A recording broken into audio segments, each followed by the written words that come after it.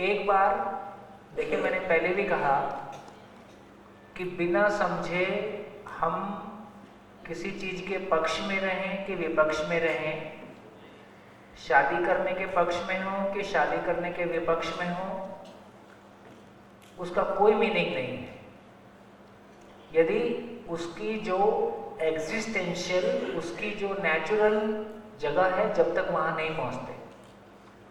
हर चीज नेचर में कोई नियम से है। यदि इतनी बड़ी कायनात, इतनी बड़ी नेचर किसी नियम से चल रही है, उसमें कोई प्रॉब्लम नहीं है, वो हर जगह यूनिवर्सल है, लॉजिकल है ना, सब कुछ ठीक चल रहा है, हमारी जिंदगी में हमारी छोटी छोटी चीजें ठीक नहीं चल रही हैं। इसका इतना ही मतलब हुआ कि जो प्राकृतिक रूप से, जो नेचुरल उसका लॉ है, जो उसका नेचर का नियम है, उसको हम नहीं समझे हैं, सिर्फ इस बात की सूचना है। तो जैसे हमने चर्चा किया कि यदि शरीर में कोई भी दर्द होता है तो वो दर्द हमको दुखी करने के लिए आया है कि मात्र ये बताने के लिए आया है कि भाई तुम्हारा इस पे ध्यान देने की जरूरत है? नहीं, वो हमको दुखी करने आया है, ऐसा नहीं है। इसलिए हमारी जिंदगी में कोई भी घटना, कोई भी व्यक्ति यदि कोई भी तरह का आचरण करता है, उससे मैं दुखी होता हूं, तो इसका इतना ही मतलब है कि ध्यान देने की जरूरत है कि मैं दुखी क्यों हो रहा। दूसरे ने गलती किया, वो उसकी समझ में कमी के कारण, दूसरे ने गलती किया, वो उसकी समझ में कारण, वो किसी नियम को नहीं समझता है, लेकिन उसके गलती करने से मैं दुखी होता हूं। अब दोनों में भेद है। तो एक व्यक्ति गलती करेगा, सभी उससे समान रूप से दुखी होंगे? ऐसा नहीं है। इसका मतलब है कि मैं उस दुख के कारण सुसाइड भी कर सकता हूं और मैं उससे हंस के भी निकल सकता हूं। तो यदि स्वयं के प्रति विश्वास है, यदि मेरे भाव और विचार पे मेरा नियंत्रण है, तो अलग नियम काम करता है, और यदि मेरे भाव और विचार पे मेरा नियंत्रण नहीं है तो घटना अलग तरह से घटती है। कैसे?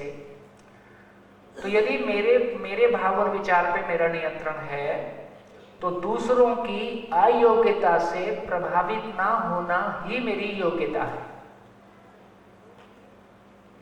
दूसरों की अयोग्यता से प्रभावित ना होना ही मेरी योग्यता है। और यदि मुझ में विश्वास में कमी है, मैं अपने अस्तित्व को नहीं पहचानता, अपने मानव होने को नहीं पहचानता, है ना, तो दूसरों की अयोग्यता से प्रभावित हो जाना ही मेरी अयोग्यता है, और दूसरों की अयोग्यता से प्रभावित ना होना ही मेरी योग्यता है।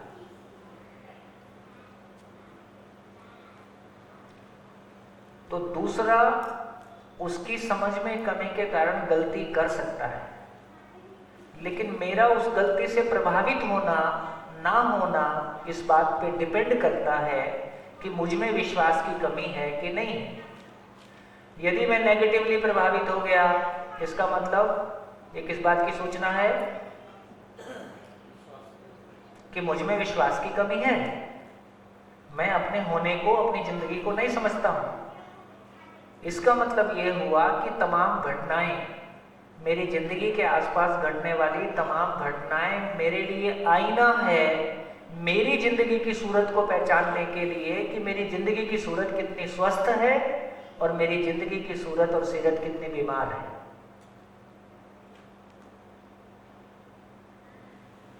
बढ़िया। एक तरीका है कि मैं ये ले सकता हूं कि सामने वाला मेरे को दुखी कर रहा है। दूसरा, यदि मेरी आंखें खुली हैं, यदि मुझ में स्वयं के प्रति विश्वास है, तो मैं देख सकता हूं कि सामने वाला ये गलती कर रहा है, वो ऐसा नेगेटिवली सोच रहा है, उसकी मानसिकता में ये प्रॉब्लम है, उसकी मानसिकता में विश्वास की कमी है, मैं उससे प्रभावित नहीं हो रहा हूं, ये भी मुझको दिखाई दे रहा है। इसलिए क्षमा की बहुत अच्छी परिभाषा है, अप्रभावित रहना ही क्षमा है। अप्रभावित। आप प्रभावित होना चाहते हो कि नहीं होना चाहते हो? नहीं होना चाहते, है ना? चाहत तो मेरी यही है, और ये एक व्यक्ति की चाहत है कि सभी की चाहत है? सभी की चाहत है। इसका मतलब है मेरा प्रभावित हो जाना, नेगेटिवली प्रभावित हो जाना मेरे अधूरेपन की सूचना है, और मेरा नेगेटिवली प्रभावित ना हो पाना मेरी पूर्णता की सूचना है। तो हर सामने वाला व्यक्ति मेरे लिए आईना है, अपनी ज़िंदगी को देखने के लिए, अपनी सूरत को देखने के लिए, अपनी समझ को देखने के लिए, अपनी मानसिक स्थिरता को जांचने के लिए। तो मुझको ज़िंदगी भर अस्थिर रहना है कि स्थिर होना है? मुझको अस्थिर रहना है कि स्थिर होना है? मेरे को स्थिर होना है, ये पता कैसे चलेगा? मैं अस्थिर हूँ, है ना। एक छोटा बच्चा कैसे शुरू करता है? एक छोटा बच्चा माँ से पैदा होता है, पहली बार वो माँ से दूध पीता है, तो आपने देखा होगा छोटा बच्चा हर चीज़ उठा के मुंह की ओर ले जाता है, क्योंकि उसको एक ही चीज़ का पता है कि मुंह से कोई चीज़ का स्वाद आता है, उसको एक ही चीज़ का पता है। फिर धीरे से कभी उसका हाथ जल जाता है तो उसके पास एक इन्फॉर्मेशन आ जाती है, कभी गिरता है तो उसके पास ऊंचाई नीचाई की इन्फॉर्मेशन आ जाती है ना। तो इसका मतलब है कि उसके पास एक एक इन्फॉर्मेशन आती है, फिर उस इन्फॉर्मेशन के हिसाब से वो बिहेव करना शुरू कर देता है। तो यदि मेरे पास ये इन्फॉर्मेशन आई है कि मैं दूसरों से किस तरह से प्रभावित होता हूँ, नेगेटिवली प्रभावित होता हूँ, तो मैं फिर क्या करूँ कि मैं कल प्रभावित नहीं होऊंगा। तो मेरे को जिंदगी में तो शरीर की आवश्यकता के लिए हमने बहुत कुछ किया है, रोटी कपड़ा मकान का बहुत जुगाड़ किया है ना। 3 पीढ़ियों ने भौतिक गरीबी देखी थी। 3 पीढ़ियों पहले हम सब ने भौतिक गरीबी देख के आए। आज 3 पीढ़ियों ने मेहनत किया, हमारे बच्चों ने भौतिक गरीबी नहीं देखी। ठीक, तो क्या हुआ? 3 पीढ़ियों ने मेहनत किया, भौतिक गरीबी से मुक्ति हो गई, लेकिन मानसिक गरीबी, ये मानसिक गरीबी से अभी हमको मुक्ति नहीं मिली है। तो दूसरों की अयोग्यता से प्रभावित होना मानसिक गरीबी है। इस गरीबी से मुक्ति पाना है कि इस गरीबी के ऊपर रोना है? इस गरीबी से मुक्ति पाना है। इसका मतलब मेरी जिंदगी में आने वाली तमाम घटनाएं मेरे को प्रकृति की ओर से, अस्तित्व की ओर से एक लेसन है कि देखो ये लेसन तुम्हारा बचा हुआ है, इस लेसन के हिसाब से अपने भीतर अपने अधूरेपन को देखो, उसके ऊपर काम करो और उससे मुक्त होकर खुशी मनाओ कि जैसे मेहनत करके हम भौतिक गरीबी से मुक्त हो गए, ऐसे ही हम मानसिक गरीबी से भी मुक्त हो जाएंगे। तो बच्चों की तरह मेरे अनुसार घटनाएं घटें, मेरे अनुसार घटनाएं घटें कि मेरे उद्धार के लिए घटनाएं घटें।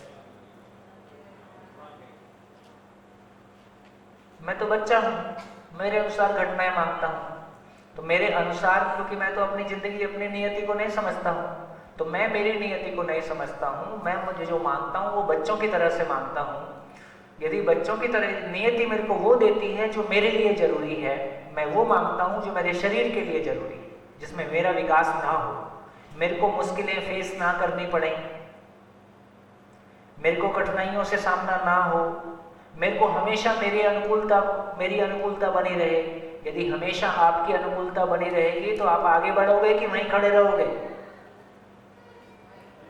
वहीं खड़े रहेंगे, है ना। इंग्लिश में वो बहुत अच्छी कहावत है, बोले everyone rises to his level of incompetence. हर व्यक्ति अपनी अक्षमता के स्तर तक ऊपर उठता है। जहां वो अक्षम हो जाता है, कॉम्पिटेंट नहीं होता है, उसके आगे की प्रॉब्लम हैंडल नहीं कर सकता है, इसलिए हमेशा चाहता है कि उसके नीचे का प्रॉब्लम मेरे को दे। तो मेरे को 2 + 2 4 आता है, तो मैं कहता हूं बस मेरे को 2 + 2 4 के आगे कुछ मत देना।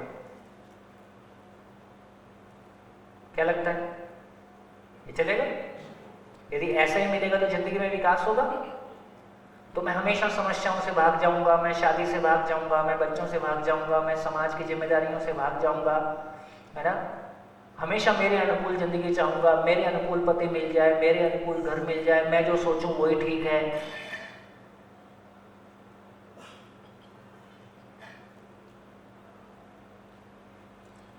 मैं जो सोचूं वही ठीक है कि जिंदगी ने जो दिया वो ठीक है, और उसमें कैसे पार लगूंगा उसके लिए काम करूंगा। तो पहला काम, अपनी मिली परिस्थितियों को नकारने का मतलब है अस्तित्व को नकारना। आपको वही मिला है जो लेसन आपके लिए जरूरी था। तो अच्छी शादी मिलना, बुरी शादी मिलना कोई खास बात नहीं है। जिंदगी में अच्छी घटनाएं घटना है ना, बुरी है ना। मैं जिंदगी में जितने से गुजर के आया हूँ, आज मैं सोचता हूँ कि मैं उससे नहीं गुजरा होता तो मेरे को वो कॉन्फिडेंस नहीं आता जो मेरे को अभी आया है। आदमी जिंदगी में डेवलप कब होता है? जब अनुकूल घटनाएं घटती हैं कि प्रतिकूल घटती है। अनुकूल घटनाएं घटने का मतलब है कि बच्चों की तरह से पैम्पर करते रहना। जब प्रतिकूल घटनाएं घटनी हैं तो हमको अपने पोटेंशियल का पता चलता है, अपने भीतर उस क्षमता का पता चलता है जिसको हमको आज तक पता ही नहीं था। तो बच्चों की तरह खुद को ना बनाया जाए। हम बड़े हो गए हैं, अस्तित्व पे भरोसा किया जाए। ये अस्तित्व किसी नियम के साथ चलता है, तो जो भी घटनाक्रम मेरे साथ बन रहा है, जो भी परिस्थितियां मेरे साथ बन रही हैं, वो मेरी मानसिकता के लिए, मेरी ग्रोथ के लिए, मेरे लिए given set of question paper है जो एग्जिस्टेंस ने मुझको दिया है। उसको विरोध करूं कि उसको स्वीकारूं? नहीं, तुम्हारे वाला क्वेश्चन पेपर अच्छा है, मेरे को तो तुम्हारे वाला क्वेश्चन पेपर चाहिए। हर एक का क्वेश्चन पेपर अलग है। यहाँ हर एक की जिंदगी अलग है, उसका क्वेश्चन पेपर अलग है। जिसको जो क्वेश्चन पेपर मिला है, पहला काम है उसको स्वीकारा जाए। फिर दूसरा है पूरी ताकत के साथ उसको अटेम्प्ट किया जाए। जितनी सफलता मिलेगी और जितनी नहीं मिलेगी, दोनों ही मेरे लिए उपलब्धि है, क्योंकि जितनी सफलता मिलेगी वो मेरे लिए इस बात का भरोसा है कि मेरे पास कोई क्षमता है, और जितना सॉल्व नहीं कर पाऊंगा वो मेरे को पता चलेगा कि मेरे को कहाँ मेरी क्षमता को विकसित करना है। दोनों आवश्यक है कि नहीं? कहाँ मुझको अपनी क्षमताओं को विकसित करना है, इसका नाम असफलता है। कहाँ मेरी क्षमताएं विकसित है, इसका नाम सफलता है। दोनों ही अंततः सफलता है। कैसा बात पहुंच रही? कौन बोल के बताएगा? क्या बोला मैंने? कौन बोल के बताएगा?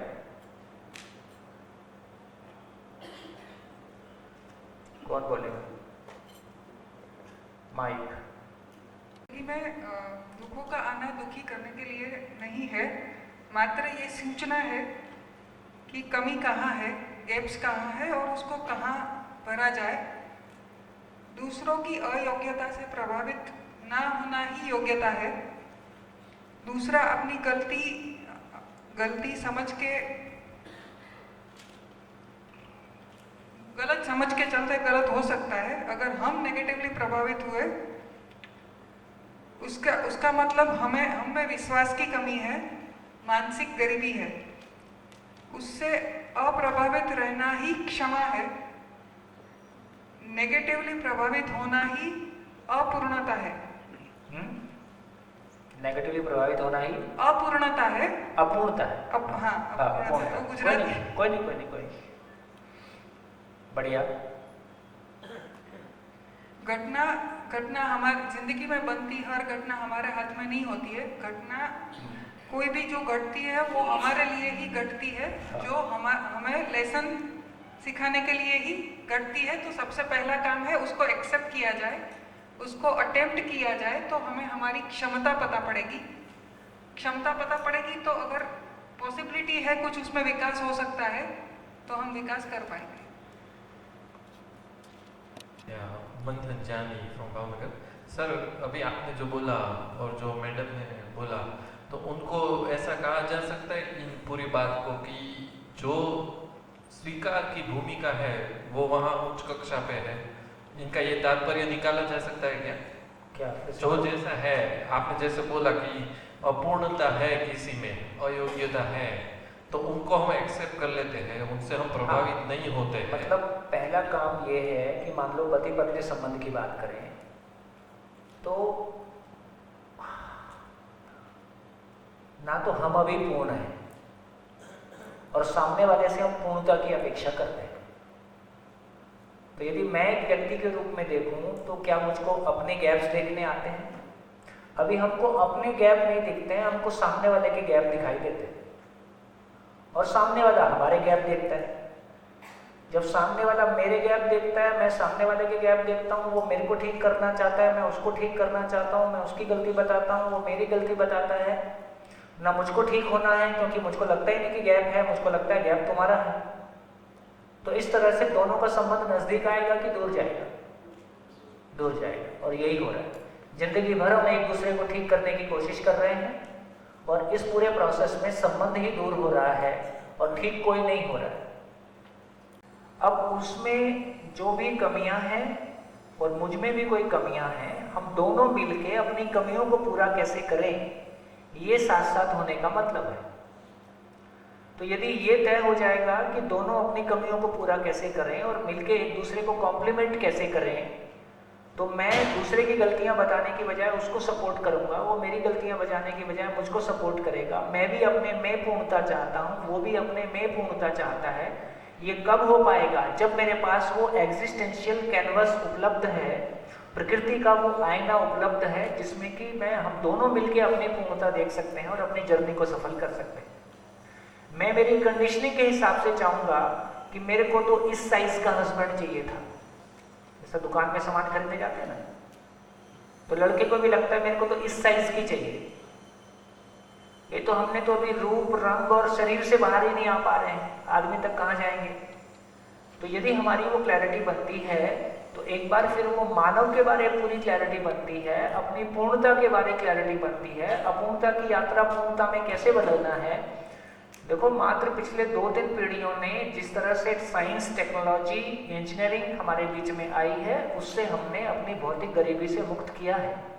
ये हमने प्रयास मिलके किया है, ये किसी एक फैमिली का प्रयास नहीं है। हजारों लाखों फैमिलीज एक साथ मिलके, है ना, किसी ने कुछ डेवलप किया, किसी ने कुछ डेवलप किया, यूज तो सबने किया।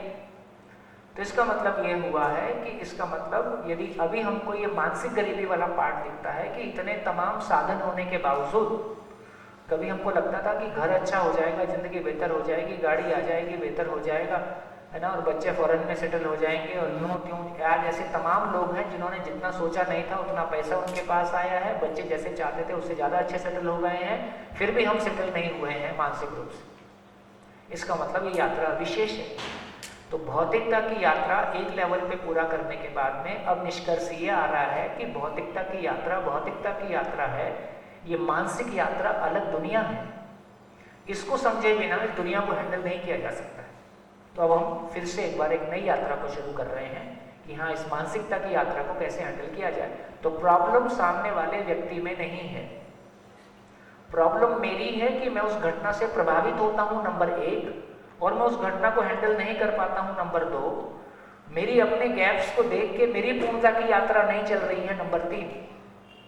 जब मेरी पूर्णता की यात्रा चल रही होती है और मैं उसमें से खुश होता हूँ, तो दूसरे के गैप्स मुझको प्रभावित नहीं करते हैं, उसको मैं फिर पॉजिटिवली ले पाता हूँ। तो ये जो माइंडसेट अपने में क्रिएट करना है, ये माइंडसेट एक बार मानव अपने सामने पूरा आ जाए तो हम धीरे धीरे उसको क्रिएट करेंगे, लेकिन पहले एक दृष्टि आ जाए तो उस पर आगे बढ़ेंगे। ठीक, बढ़िया। माइक थोड़ा पास। हाँ, तो ये कैसा है कि जब तक कई बार ऐसा होता है लाइफ के जो स्ट्रगल में ऐसा होता है कि भौतिक ही पूरा नहीं होता तो मानसिक में स्टेबिलिटी नहीं आती, कि हम लोग मानसिक सोच ही नहीं पाते कि भाई हमको ये करना है। हमको भी लगता है कि ये ऐसे विचार और ये सब अच्छा है, और आगे का जो प्रोसेस है, जैसे भौतिक में कई चीज़ जो स्टेबिलिटी होती है, जैसे फाइनेंशियल स्टेबिलिटी, कई बार कैसा होता है कि वो फाइनेंशियल स्टेबिलिटी नहीं होती है आप में, तो उसके कारण ये फाइनेंशियल स्टेबिलिटी कितना पैसा होने को फाइनेंशियल स्टेबिलिटी माना जाए? तो फाइनली भाव और विचार की स्टेबिलिटी ही फाइनेंशियल स्टेबिलिटी में भी रिफ्लेक्ट करती है। नहीं तो कितना भी अरब हो जाए, वो मानसिक गरीबी किसी से कंपैरिजन के आधार पे बनी ही रहेगी। तो फाइनेंशियल स्टेबिलिटी भी बिना भाव और विचार में स्टेबिलिटी के नहीं आती। उसको चर्चा करें। ये भी जो प्रॉब्लम्स कई बार जो आते सिचुएशंस आती है, तो कई बार कैसे होती है, पर्सनल सिचुएशन नहीं होती, एक्सटर्नल सिचुएशन भी आपको अफेक्ट करती है। तो हाँ। उसको कैसे एक्सेप्ट करें? भाई एक्सटर्नली ऐसा हो गया, जैसे कोविड है, हाँ। एक्सटर्नली ऐसा हो गया कि हाँ। जो आपके हाथ में या किसी के हाथ में नहीं। बिल्कुल। तो घटनाएं हमारे हाथ में नहीं है। घटनाओं से कितना प्रभावित, कोविड में सभी एक जैसा प्रभावित हुए? कोई तो डर के मारे ही मर गए और कोई बिल्कुल पेशेंट्स के बीच में रह के प्रभावित नहीं हुए और वो ठीक ठाक भी निकल गए। तो इसका मतलब है कि किसी प्रॉब्लम का आना एक बात है, उस प्रॉब्लम से कितना भयभीत होना है ये दूसरी बात है। इसका मतलब है कि मेरा स्टेट ऑफ माइंड डिसाइड करता है किसी प्रॉब्लम को मैं कैसे लूंगा। तो किसी प्रॉब्लम को मैं कैसे हैंडल करता हूँ वो मेरे स्टेट ऑफ माइंड पे निर्भर करता है। फिर चाहे मेरी आर्थिक स्थितियाँ हैं, चाहे मेरी सामाजिक स्थितियाँ हैं, चाहे कोई बीमारी वाली स्थिति है, हर चीज़ को हैंडल करने वाली मेरी मानसिक स्थिति ही है।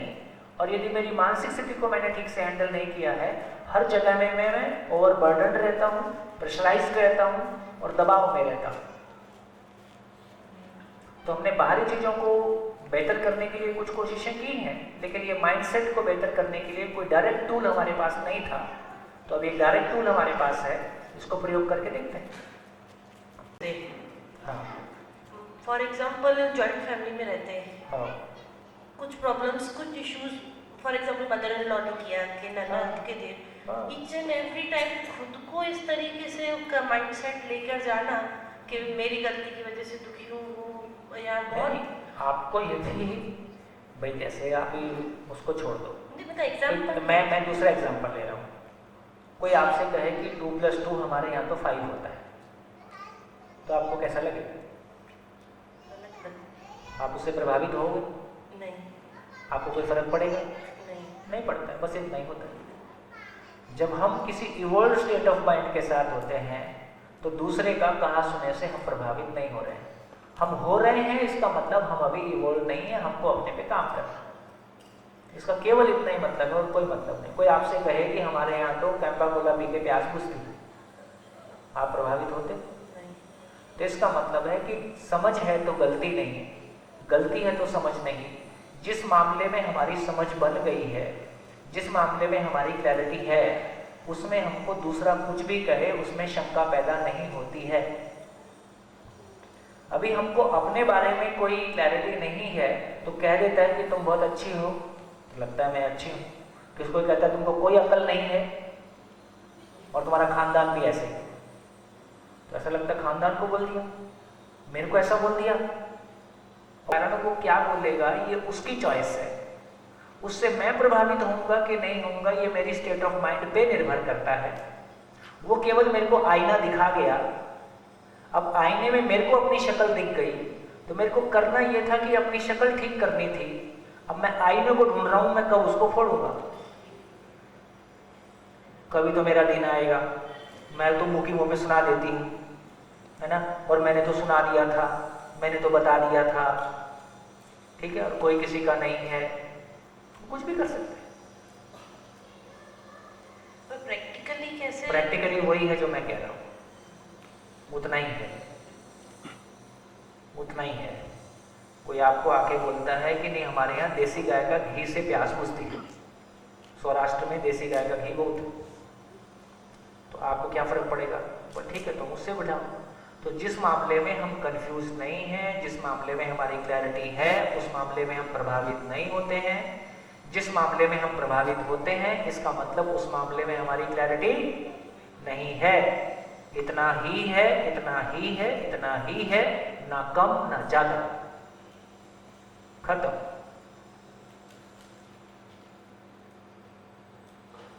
माइक।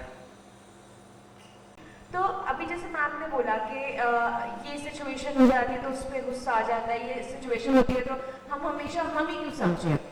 बट सर आपको नहीं लगता कि जो हमारे इमोशंस हैं, जैसे गुस्सा आना या रोना या चिल्लाना या हंसना, जो भी अलग अलग हमारे इमोशंस हैं वो भी तो नेचुरल है ना, वो भी तो that is also part of our बिल्कुल बॉडी। बिल्कुल, आप बहुत अच्छी बात बोल रहे हो। गुस्सा स्वाभाविक है कि नहीं? गुस्सा स्वाभाविक है कि नहीं? हाथ उठाओ। ठीक, स्वाभाविक क्या होता है? जो भाव हमको स्वीकार होता है वो स्वभाव होता है। जो भाव स्वीकार होता है वो स्वभाव होता है। गुस्सा हमको स्वीकार होता है, जिस पे करते हैं उसको स्वीकार होता है, करने के बाद दोनों को स्वीकार होता है। गुस्सा स्वाभाविक चीज है कि अस्वाभाविक चीज है? तो जिसको हम स्वाभाविक कह रहे हैं, हमने सारे खटारा आदमी का अध्ययन किया, सारे खटारा आदमी को गुस्सा आता है और हमने कहा कि गुस्सा तो स्वाभाविक होता है। तो गुस्सा स्वाभाविक इमोशन नहीं है, ईर्ष्या द्वेष स्वाभाविक इमोशन नहीं है, है ना, ये हमको खुद को स्वीकार नहीं है। सर गुस्सा आना स्वाभाविक नहीं है या गुस्से का एक्सप्रेशन स्वाभाविक है? दोनों ही अस्वाभाविक है। पर अगर कोई नेचुरली कोई चीज आ रही है किसी को- नेचुरली नहीं होता, नेचर को समझते तो नेचर तो नेचुरली का पता चलता। अभी तुम जो नेचर डिफाइन कर लोगे वो थोड़ी नेचुरल हो जाएगा, ऐसा है, इसलिए इतने जोर से बोलता हूँ। जिंदगी को हमने जैसा समझा है वैसा जिंदगी है ही नहीं, शाम तक पता चल जाएगा, शाम तक अपना हाल पता चल जाएगा। और पहली बार पता चल जाएगा कि ऐसा भी आईना हो सकता है जिंदगी का, और वहां से एक नई जिंदगी कल सुबह से शुरू हो। ठीक हो गया? तो जितने भी नेगेटिव इमोशन जिसको हम बोलते हैं वो सभी अननेचुरल है। इनसिक्योरिटी आदमी में नेचुरल है कि अननेचुरल है? इनसिक्योरिटी है, नेचुरल है। नेचुरल है तो घूमो उसके साथ। इनसिक्योरिटी से हम मुक्त होना चाहते हैं कि इनसिक्योरिटी के साथ जीना चाहते हैं? सभी मुक्त होना चाहते हैं कि कोई कोई मुक्त होना चाहता है? भय से मुक्त होना चाहते हैं कि भय के साथ जीना चाहते हैं? गुस्से से मुक्त होना चाहते हैं कि गुस्से के साथ जीना चाहते हैं? डिप्रेशन से मुक्त होना चाहते हैं कि डिप्रेशन के साथ जीना चाहते हैं? तो जितनी भी नेगेटिविटी है सब अननेचुरल है। नेचुरल क्या है? जो सबको स्वीकार है, हमेशा स्वीकार है, सभी को स्वीकार है। सम्मान के साथ जीना सभी को स्वीकार है तो सम्मान नेचुरल है। पहचान के साथ जीना सभी को स्वीकार है, पहचान नेचुरल है ना। भय से मुक्त होकर जीना सभी को स्वीकार है, ये नेचुरल है। जो हमेशा हमेशा के लिए सभी को स्वीकार है वो नेचुरल है। जो हमेशा हमेशा के लिए सभी को अस्वीकार है वो अननेचुरल है। कैसा रहेगा? हाँ, अब मैं नेचुरल, तो अभी मैं नेचुरल हूं कि अननेचुरल हूं? सारे ही अननेचुरल हैं, इसलिए सब अपने आप को नेचुरल मानते हैं। उसको देखेंगे तो इसका मतलब यह हो गया कि मैं नेचुरल हो जाऊं, और यह बात बिल्कुल ठीक है। नेचर में जितनी भी नेचुरल एंटिटी है सबका एक नेचुरल बिहेवियर है। नेचुरल बिहेवियर का मतलब है कि उसमें ना कोई इंटरनल कन्फ्लिक्ट है ना कोई बाह्य कन्फ्लिक्ट है। आम में अंदर कोई कन्फ्लिक्ट है? आम का बाहर में कोई नेचर में कन्फ्लिक्ट है? आम में ना कोई अंदर कन्फ्लिक्ट है, ना बाहर कन्फ्लिक्ट है, ना नींबू में कन्फ्लिक्ट है, ना लोहे में कन्फ्लिक्ट है, ना एल्यूमिनियम में कन्फ्लिक्ट है, ना चांद में कन्फ्लिक्ट है, ना मून में कन्फ्लिक्ट है। मानव में इंटरनल कन्फ्लिक्ट भी है और एक्सटर्नल कन्फ्लिक्ट भी है। अपनों से दुख पाया, जम के पाया। जबकि दुख देना चाहते हैं क्या? हम अपनों को दुख देना चाहते हैं? हमारे अपने भी हमको दुख देना चाहेंगे? नहीं चाहेंगे। इसका मतलब इतना ही है, जितनी भी प्रकार की नेगेटिविटी विश्व में है, एक व्यक्ति में है कि पूरे मानव जाति में है, यदि हम हमेशा उसके साथ में जीना चाहते हैं तो वो नेचुरल है। जिस चीज के साथ हम में से कोई भी जीना नहीं चाहता है वो अननेचुरल है। बस ये एक पहचानने का तरीका है। ऐसे कैसे हो जाए उसके लिए चर्चा करेंगे। हाँ जी, तो कहाँ पहुंचे? कहाँ पहुंचे? तो फाइनली हमने चर्चा किया कि मेरा भाव और विचार, तो स्वयं के प्रति विश्वास का मतलब है, स्वयं के प्रति विश्वास का मतलब है कि ये मानव समस्या की फैक्ट्री होगा कि समाधान की फैक्ट्री होगा?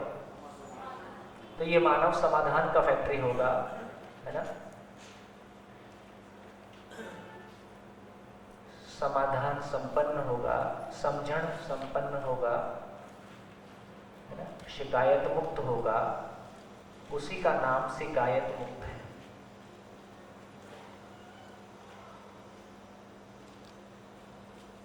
ऐसा मानव होगा तो इसका मतलब है कि इसका भाव और विचार कैसा होगा? इसका भाव और विचार कैसा होगा? थोड़ा इसको बड़ा करके दिखाओ। इसका भाव और विचार कैसा होगा? कैसा होगा? इसका भाव और विचार कैसा होगा? है ना, स्टेबल होगा। कैसा होगा?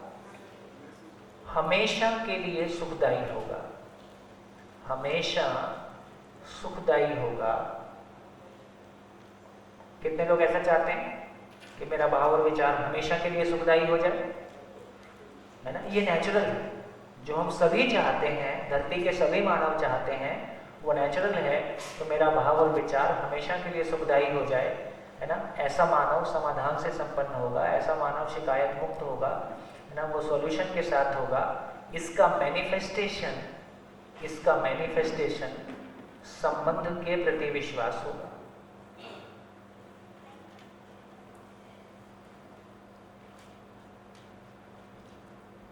संबंध के प्रति विश्वास होगा, इसका क्या मतलब होगा? तो संबंध कैसा होगा?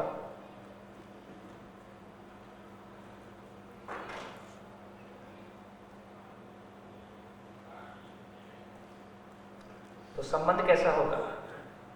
तो संबंध शिकायत मुक्त होगा।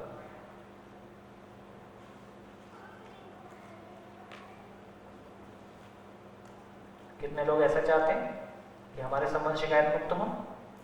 ये नेचुरल है। पहला काम है कि जो कुछ कहा जा रहा है उसको आप सुन पाए।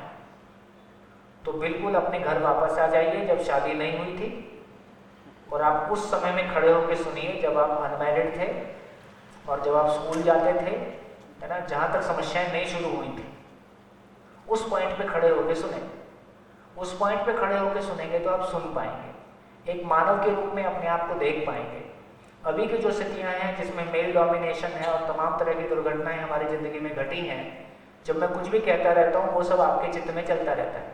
वो चित्त में चलता रहेगा तो सुनना नहीं हो पाएगा, सुनना नहीं हो पाएगा तो आगे कुछ नहीं हो पाएगा। क्या ऐसा कर सकते हैं हम? हमारे पास गिनती के 5 दिन हैं। क्या बोले? मैं जो बोला आप तक पहुंचा? क्या हम अपनी जो भी कितनी भी गंभीर आपकी समस्या क्यों ना हो, आपका कल डिवोर्स होने वाला है, इससे ज़्यादा और क्या होगा, ठीक है, कोई बात नहीं, अभी 5 दिन है ना, 5 दिन बाद डिवोर्स होगा, तो 5 दिन बाद देख लेंगे। तो जितनी भी आपकी समस्या है, यदि एक काम कर सकें कि उसको उठा के बाजू में रख दें। और शादी की समस्याएं हैं तो अनमैरिड होके सुने। क्या करूं मैं भी और क्या करूं, मेरे पास कोई सोल्यूशन नहीं है इसके सिवा। तो पहला काम है आप सुन पाए। जी बोलिए बोलिए। Simply, I want to say that certain external factors are such that they are not in our hands, even though मैं समझता हूँ, बात बिल्कुल ठीक है आपकी, घटनाएं हमारे हाथ में नहीं है, फिर भी आदमी घटनाओं से बड़ा हो सकता है। 3 things are there: comparison, jealousy and will power हमारा strong होना चाहिए। This ये 3 सिंपल factors. है, ये हो जाएगा। और बोलो, ये हो जाएगा। हाँ, सुन पाए तो। मैं ऐसे ऐसे केसेस को शिविर में देखता हूँ, जितनी विपरीत परिस्थितियों की आप कल्पना नहीं कर सकते हैं, कल्पना नहीं कर सकते हैं, उतने से आदमी गुजर के आया है और उसके बाद कहता है कि और आने में जितनी समस्या आएगी मैं देख लूंगा। एक मात्र 18 साल, 19 साल, 20 साल, तो क्या आदमी की ताकत हो सकती है?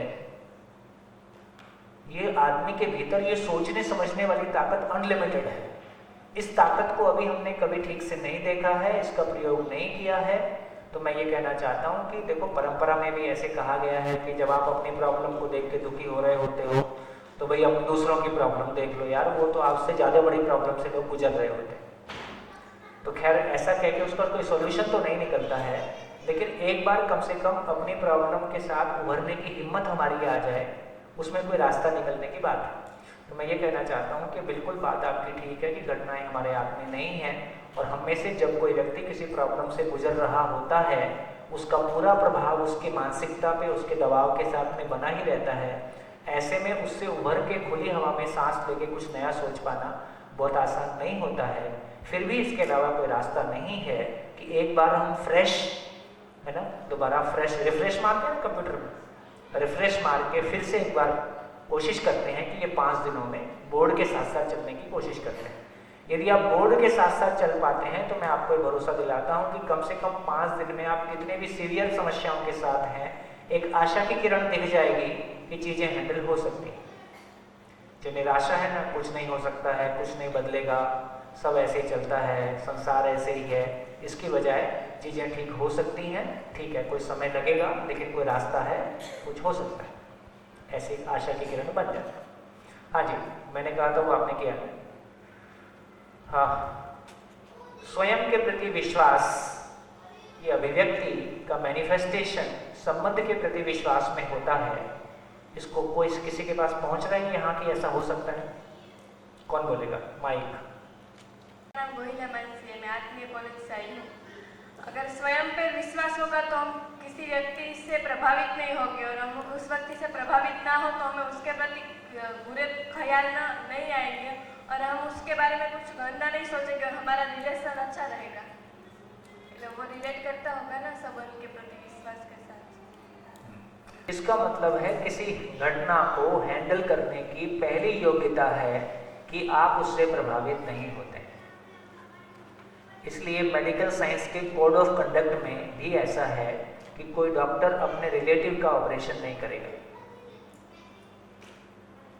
ऑफिशियली है ये, डॉक्टर अपने किसी नियर एंड डियर को का ऑपरेशन नहीं करेगा, मेजर ऑपरेशन नहीं करेगा, क्योंकि उसका ऑपरेशन करते समय यदि वो इमोशनल हो जाता है तो प्रभावित होते ही उसकी एफिशिएंसी या उसकी डिलीवरी पे फर्क पड़ेगा, जिससे कि पेशेंट को खतरा हो सकता है। तो कभी कभी हमको लगता है कि ये डॉक्टर इतना इनह्यूमन क्यों है, तो उसका इनह्यूमन कहने की बजाय उसका प्रभावित ना होना एक आवश्यक भाग है कि वो पेशेंट के साथ इमोशनली कनेक्ट ना हो, क्योंकि उसका दूसरा प्रभाव आ सकता है। मतलब एक प्रोफेशन के ढंग से बात कर रहा हूँ। तो इसका मतलब है कि हमारे बीच की घटनाओं में यदि हम किसी से नेगेटिवली प्रभावित होते हैं तो हमारे मन में उसके लिए ख्याल कैसे आएंगे? नेगेटिव आएंगे। और यदि मेरे को आपके लिए नेगेटिव ख्याल आते हैं तो चाहे मैं बोलूँ ना बोलूँ, मेरी बॉडी लैंग्वेज, मेरा भाव, कोई ना कोई चीज़ आप तक पहुँच जाती है। कुछ लोगों से आप मिलते हो जिनके साथ मिलके आपको लगता है कि इसके साथ जिया जा सकता है, कुछ लोगों के साथ सारी जिंदगी रहते हो और आपको लगता है कि इसके साथ नहीं चला जा सकता। इसका मतलब है कि किसी व्यक्ति के किसी व्यक्ति की जो मनःस्थिति है वो नहीं बोलने से भी हमको फील होती है, पॉजिटिव भी नेगेटिव भी। तो इसका मतलब यह हुआ कि यदि एक व्यक्ति स्वयं के प्रति विश्वास के साथ है, उसका भाव और विचार पवित्र है, उसका भाव और विचार में वो ताकत है कि वो दूसरों की अयोग्यता से प्रभावित नहीं होता है, तो आप भी ऐसा होना चाहेंगे कि नहीं होना चाहेंगे? और आप ऐसा होना चाहते हैं तो आपके लिए सहयोगी हो ही सकता है, और आप भी होने ही लगते हैं, तो आप दोनों के बीच में रिलेशन कैसा होगा? ठीक है। तो जब भी हम दो लोग ये महसूस करते हैं कि आपका मेरी जिंदगी में कोई योगदान है, मेरा आपकी जिंदगी में कोई योगदान है, जब भी हम एक दूसरे के पूरक होते हैं, एक दूसरे को कॉम्प्लीमेंट करते हैं, इसी का नाम रिलेशनशिप है, इसी का नाम साथ साथ मिलकर जीना है। तो यदि मैं स्वयं के प्रति विश्वास के साथ हूँ, दूसरे से नेगेटिवली प्रभावित नहीं होता हूँ, जैसे यहाँ पे समझदार आदमी की परिभाषा लिख सकते हैं। समझदार आदमी की परिभाषा लिख लें पहले। स्वयं के प्रति विश्वास का मतलब है, एक समझदार मानव का परिभाषा क्या होगा? समझदार मानव का परिभाषा है स्वयं गलती नहीं करना, स्वयं गलती नहीं करना, नंबर 1। नंबर 2, दूसरों की गलतियों से अप्रभावित रहना। नंबर 2, दूसरों की गलतियों से अप्रभावित रहना। नंबर 3, दूसरों की गलतियों को ठीक करने की क्षमता के साथ बने रहना। ठीक कर देना नहीं होता है, दूसरों की गलतियों को ठीक करने की क्षमता के साथ बने रहना।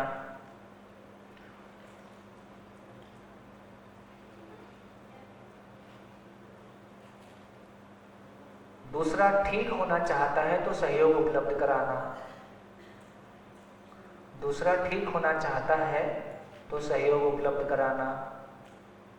और यदि कोई परिवार का ही है और ठीक होना भी नहीं चाहता है तो कैसे उसका ठीक होने का मन बने, उसके लिए कोई काम करना। तो परिवार का ही व्यक्ति है जिसके साथ हमको रोज जीना है ना। और यदि अपनी योग्यता कम पड़ती है तो थोड़ी सी दूरी बना के रखना और अपनी योग्यता इंप्रूव करना। कि गामा पहलवान से लड़ने जाओगे तो मार ही खाओगे, इससे अच्छा है पहले थोड़ी तेल मालिश करी जाए, दंड बैठक लगाई जाए, थोड़ा ताकत लाया जाए, तो अपने में समझदारी को लाया जाए, तब तक थोड़ी दूरी बना के रखी जाए, ताकि अनावश्यक क्यों उलझा जाए, जिससे उलझने की हमारी अभी स्थिति नहीं है, थोड़ा अपने आप को बचा के रखा जाए। तो धीरे धीरे ये समीकरण हमको समझ में आते हैं। नहीं मैंने तो मुँह की मुँह पे सुना दी थी, इससे कोई सोल्यूशन नहीं निकलता है। मुँह की मुँह पे सुनाने से कोई सोल्यूशन नहीं निकल जाता है। तो इसका मतलब हुआ कि यदि मैं एक समझदार मानव हूँ तो स्वयं गलती नहीं करना, दूसरे की अयोग्यता से प्रभावित नहीं होना, दूसरे की अयोग्यता को योग्यता में बदलने के सामर्थ्य के साथ बने रहना, दूसरे के अपेक्षा होने से दूसरा भी ठीक होना चाहता है उसके लिए सहयोग उपलब्ध कराना, और कोई ठीक भी नहीं होना चाहता है तो ठीक होना चाहिए उसके लिए कैसे वातावरण बनाना। इसमें कोई विरोध है? इसमें कोई किसी का विरोध करेगा? इसमें विरोध के लिए जगह नहीं है। अब इसमें हम जांच लें कि हम कहाँ खड़े हैं। मेरे भाव और विचार में गलती होती है कि नहीं होती है ना? गूगल अगले 5 साल में एक ऐसी चिप लाने वाला है जिसको कि आपके ब्रेन में लगा देंगे तो 2 मीटर के अंदर जितने लोग होंगे उनके विचार आपको सुनाई देने लगेंगे।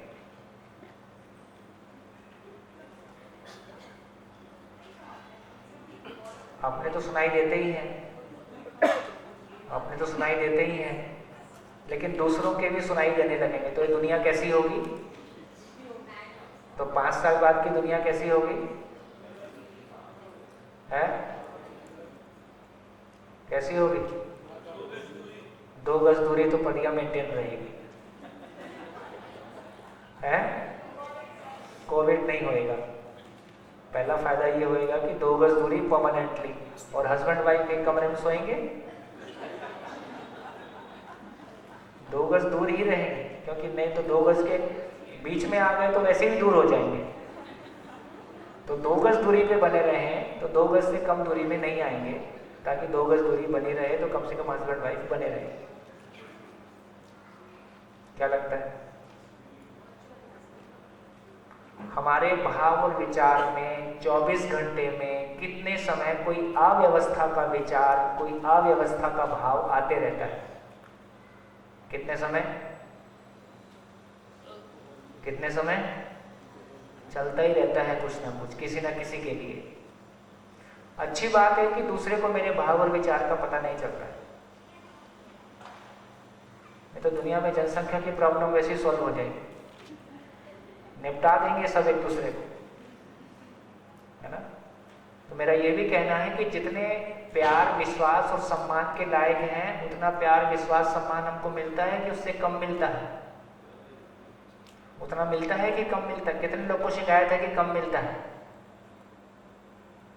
ना? तो जिनको शिकायत है वो एक काम करें, जिन लोगों के बारे आपके जो विचार और उनके बारे जो इच्छाएं पैदा होती हैं उनको जाके बता दें, तो आपको एक्चुअल सम्मान का पता चलेगा।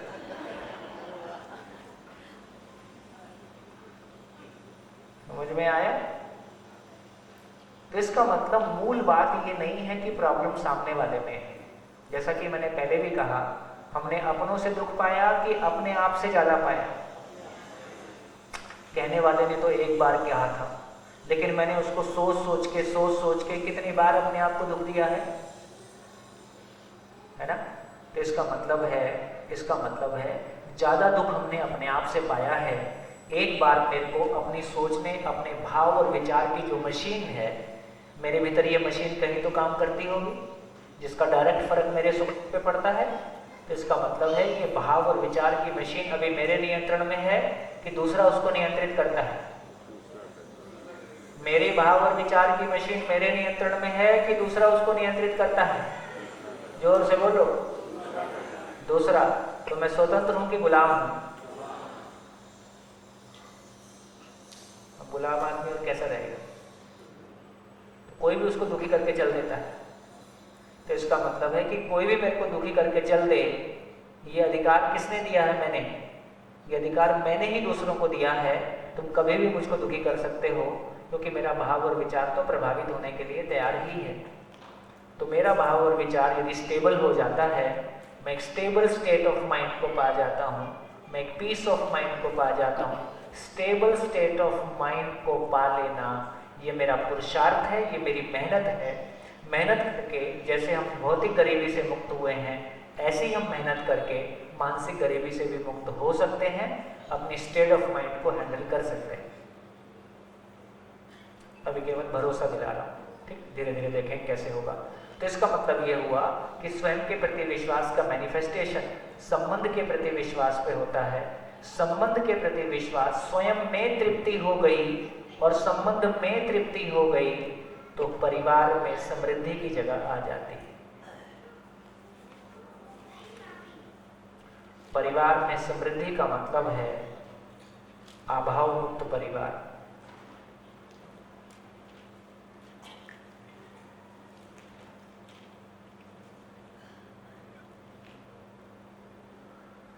दुनिया के कितने परिवार ऐसा चाहते होंगे कि हमारा परिवार शिकायत मुक्त हो जाए, अभाव मुक्त हो जाए? दुनिया के कितने परिवार ऐसे होंगे जो ऐसा चाहते होंगे? ये नेचुरल है ना? ये नेचुरल है, जो सभी चाहते हैं वो नेचुरल है। और कितने परिवार ऐसे हैं, कितने परिवार ऐसे होंगे जो ये कह सकें कि हमारे परिवार में कोई गिला शिकवा शिकायत नहीं है, किसी वस्तु का अभाव नहीं है और टाइम बचा हुआ है, क्या करें? क्या करें?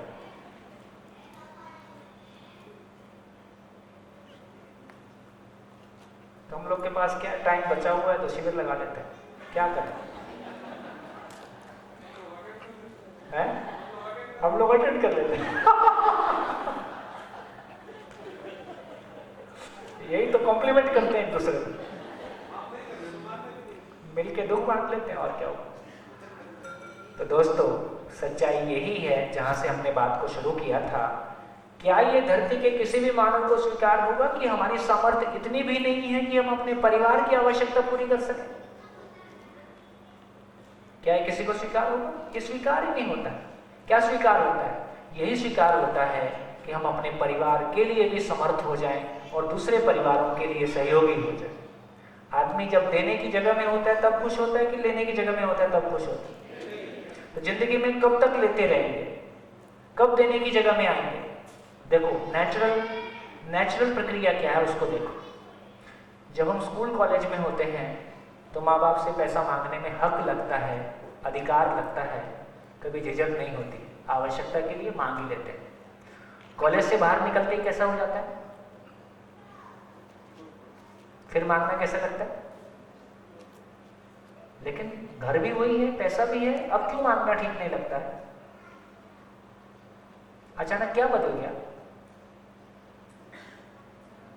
ऐसा क्या बदल जाता है? कॉलेज से बाहर निकलते ही कल तक जितने हक से मांगते थे अब उतना हक नहीं बचता है। क्या बदल जाता है? अपना भाव बदल जाता है कि अब मुझको अपने पैरों पे खड़ा होने की जरूरत है, अब मुझको फाइनेंशियली स्टेबल होने की, है ना, सेल्फ रिलायंट होने की जरूरत है, आत्मनिर्भर होने की जरूरत है। अब परिवार से पैसा लेना सम्मानजनक नहीं है। एक घटना, दूसरी घटना, नई शादी होती है, पति पत्नी में झगड़ा हो जाता है, इस बीच में पड़ोसी आ जाता है, तुम झगड़ा खोल खोल के उसको बता देते कि फटाफट आंख में से आंसू पहुंच के आइए आइए, तुरंत स्वागत भाव में आ जाता है। क्यों छुपा लेते हैं हम घर का झगड़ा? क्यों छुपा लेते हैं? क्यों नहीं चाहते कि किसी को पता चले कि हमारे घर में झगड़ा हुआ, हमारे पति पत्नी का ठीक नहीं चल रहा? क्यों हम ऐसा चाहते हैं? अच्छा नहीं लगता है। क्यों अच्छा नहीं लगता है?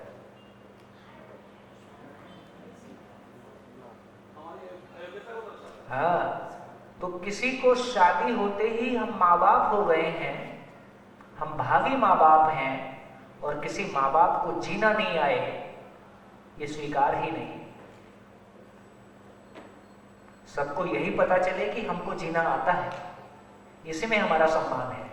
तो हम अपनी भौतिक आवश्यकताओं के लिए सेल्फ रिलायंट हैं, हम अपनी मानसिक और भावनात्मक आवश्यकताओं के लिए सेल्फ रिलायंट हैं, यही सबके लिए सम्मानजनक है। इसका मतलब है दुनिया का हर परिवार यही चाहता है कि उसका परिवार शिकायत मुक्त रहे, अभाव मुक्त रहे, हमेशा रहे और दूसरे परिवारों के लिए भी सहयोगी होता रहे। कितना बढ़िया। तो नेचुरल क्या है, अब धीरे धीरे हम इसको पहचान रहे हैं। अभी तक हमने अननेचुरल को नेचुरल माना हुआ है, क्योंकि अधिकांश लोगों में ऐसा होता है। तो संख्या बल के आधार पर जो अननेचुरल है उसको हम नेचुरल मानते रहे हैं, और नेचुरल मानते रहे तो उसको ठीक करने की भी आवश्यकता नहीं है। जब मैं किसी चीज को नेचुरल मानता हूं तो उसको ठीक करने की भी जरूरत नहीं है ना। एक शिविर करना था, बड़ा एग्जाम्पल बोलते बोलते याद आ रहा है। रायपुर में एक शिविर कर रहे थे, बच्चों का शिविर था। एक बेटी क्लास 6 प्लस माइनस की होगी, वो कहती है शिविर के दौरान, अंकल अंकल मेरे को ना गुस्सा बहुत आता है। कोई चर्चा के दौरान ऐसा बोली। तो मैं उसको पूछ दिया ऐसे, तुमको क्यों गुस्सा आता है? तो उसने जो आंसर दिया वो गजब का था। वो कहती है जब मैं गुस्सा करती हूं तो मेरे को लगता है मैं बड़ी हो गई।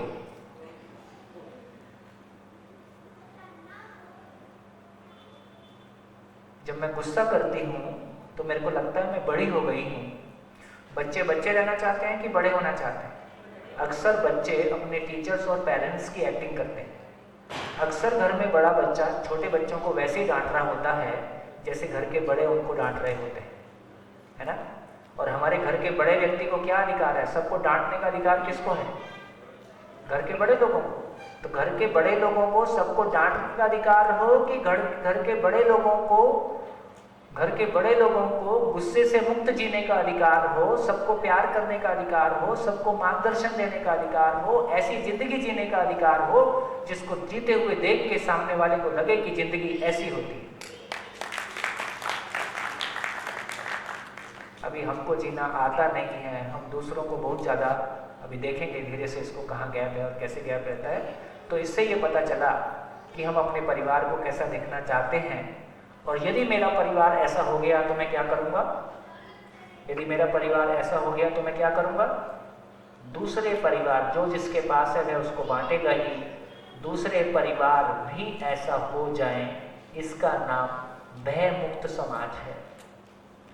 यदि परिवार में सभी समाज शिकायत मुक्त, अभाव मुक्त होंगे तो समाज कैसा होगा? फिर आपको डर नहीं लगेगा ना। दिल्ली का समाज अभी ऐसा हो गया है कि एक माँ अपने 3 साल की बेटे को बाहर खेलने के लिए छोड़ के घर में काम में लग जाए, ऐसा वो अफोर्ड नहीं कर सकती, क्योंकि 3 साल की बेटी के साथ कभी भी गलती हो सकती है और बेटे के साथ भी हो सकती है। तो हमने धीरे धीरे विकास के नाम पे हम सुरक्षित समाज की ओर जा रहे हैं कि असुरक्षित समाज की ओर जा रहे हैं, है ना। एक बेटी दिल्ली के एक कॉर्नर से दूसरे कॉर्नर में जॉब करने जाती है, 2 घंटा इधर से कैब में जाती है, उधर से 2 घंटा उधर से आती है, पर वो आंख बंद नहीं कर सकती। वो आराम कर ले, उसकी 10 घंटे की जॉब, 4 घंटे का आना जाना, 14 घंटे की रोज की जॉब, जबकि उसको 4 घंटे मिलता है कि गाड़ी में 2 घंटे वो सो सकती है। लेकिन क्यों आंख बंद नहीं कर सकती? क्योंकि उसको डर है कि गाड़ी कब किधर चली जाएगी पता नहीं है।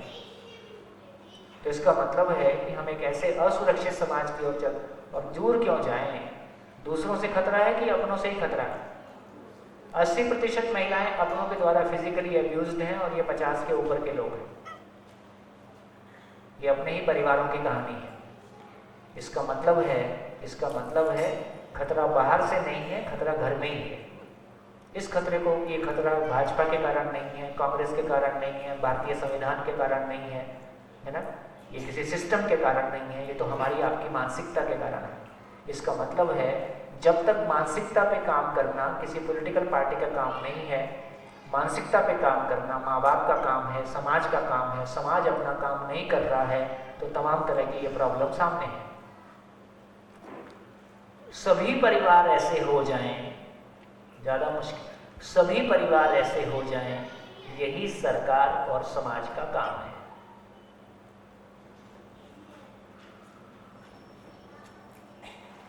यही सरकार और समाज का काम है। पिछले 15 सालों में हमने Maharashtra school education, Chhattisgarh school education, Delhi school education के साथ कुछ काम करने की कोशिश की है। कुछ अच्छे उत्साहजनक रिजल्ट हैं, ये संभव है।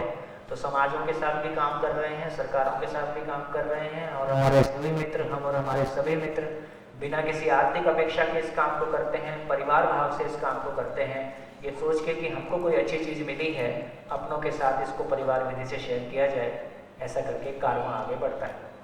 तो इसका नाम क्या है? इसका नाम क्या है? जीना। और अभी तक हम क्या कर रहे थे उसको भी देख लें। अभी तक हम क्या कर रहे थे उसको देखें। तो मानव की बात करें तो मानव में 4 विषय की बात करते हैं। 4 विषय का मतलब है आहार, निद्रा, भय और प्रजनन। ये 4 विषय की बात मानव में करते हैं। 5 इंद्रियों की बात मानव में करते हैं। 5 इंद्रियां: शब्द, स्पर्श, रूप, रस और गंध। देखिए 4 विषय, 5 इंद्रियां, ये मानव में भी हैं, पशु में भी है, गाय में भी।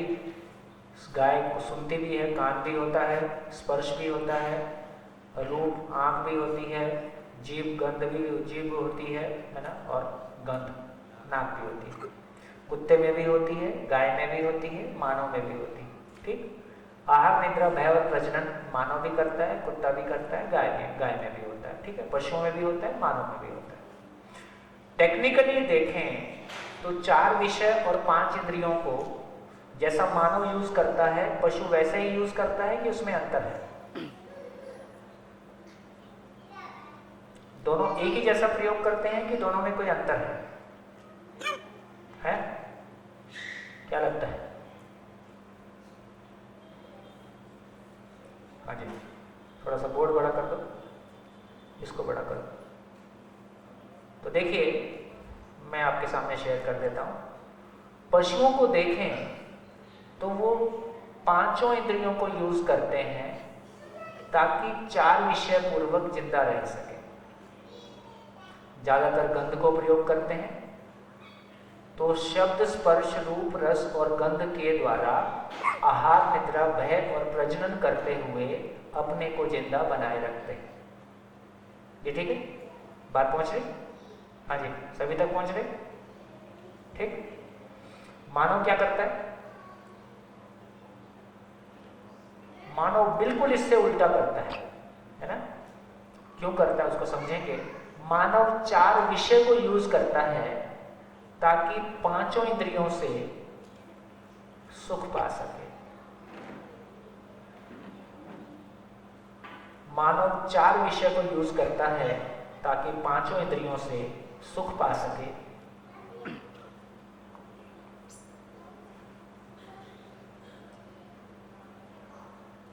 क्या फर्क है मानव और पशु में? क्या फर्क है मानव और पशु में?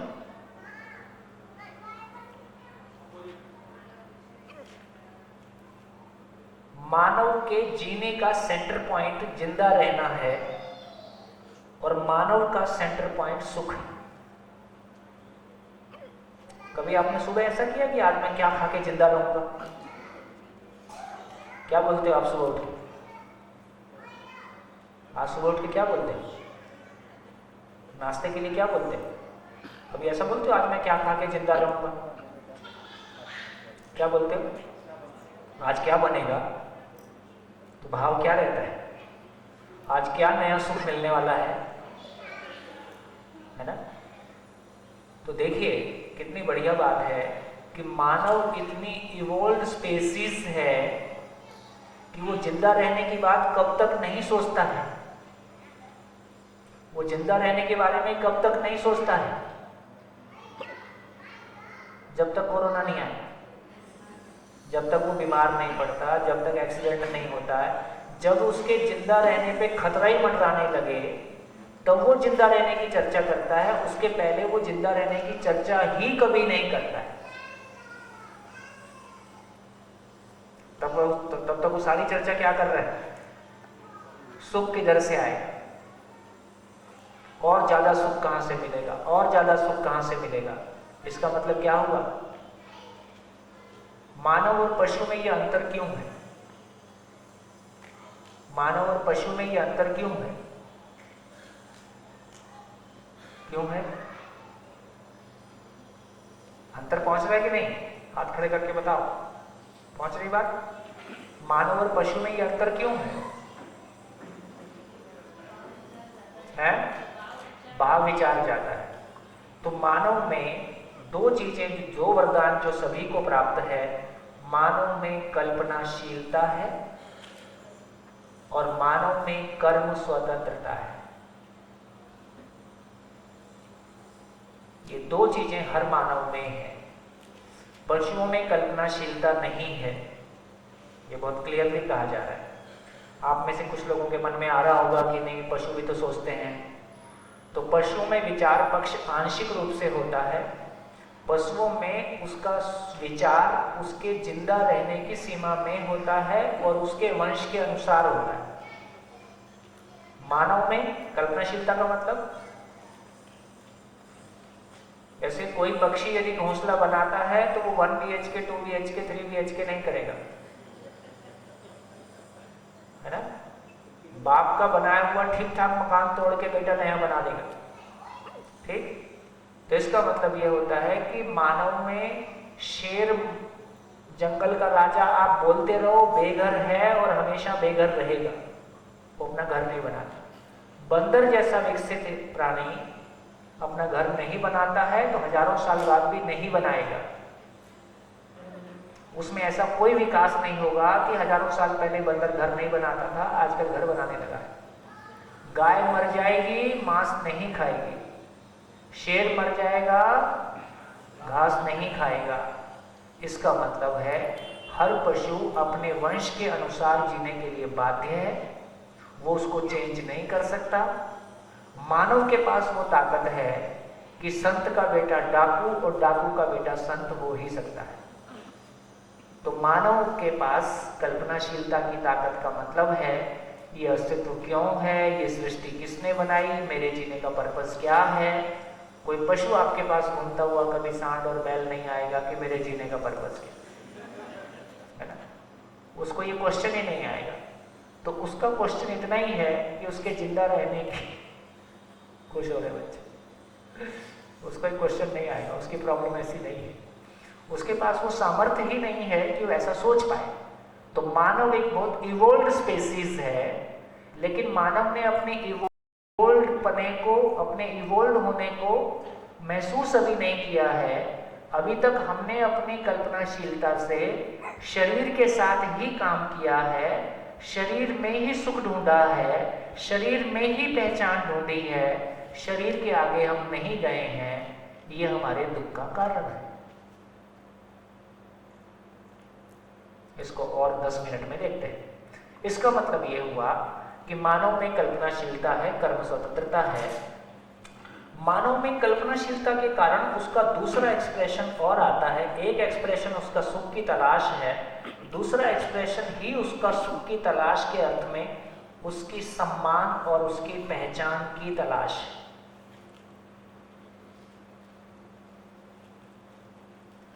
उसके सम्मान और पहचान की तलाश है। ये मानव के लिए बहुत सेंसिटिव विषय है। जैसा आपने कहा कि मेरा कोई अस्तित्व है कि नहीं, मेरा भी कोई अस्तित्व होगा।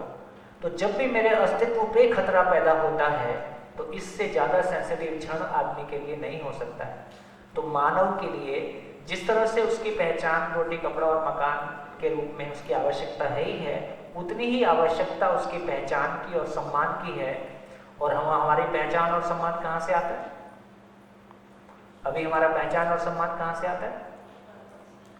कितने प्रतिशत लोग हैं जिनकी पहचान और सम्मान का आधार मैं कैसा दिखता हूँ, मेरा शरीर कितना बढ़िया है, बलशाली है, बढ़िया दिखता है, मेरे पास पैसा कितना है और मेरा पद कितना है। कितने प्रतिशत लोगों की पहचान मैं कैसा दिखता हूँ और मेरी गाड़ी कैसी दिखती है और मेरे कपड़े कैसे दिखते हैं और मेरा मकान कैसा दिखता है। रूप से हमारी पहचान आती है, बल से हमारी पहचान, मेरा शरीर कैसा है उससे मेरी पहचान आती है, मेरे पास पैसा कितना है उससे मेरी पहचान आती है, मेरा पद क्या है उससे मेरी पहचान आती है। कितने प्रतिशत लोग समाज में हैं जिनकी पहचान इस दायरे में घूमती है? कितने प्रतिशत होंगे? कितने प्रतिशत होंगे? ठीक, तो 99%, 1% तो सभा की मर्यादा है, छोड़ देते हैं।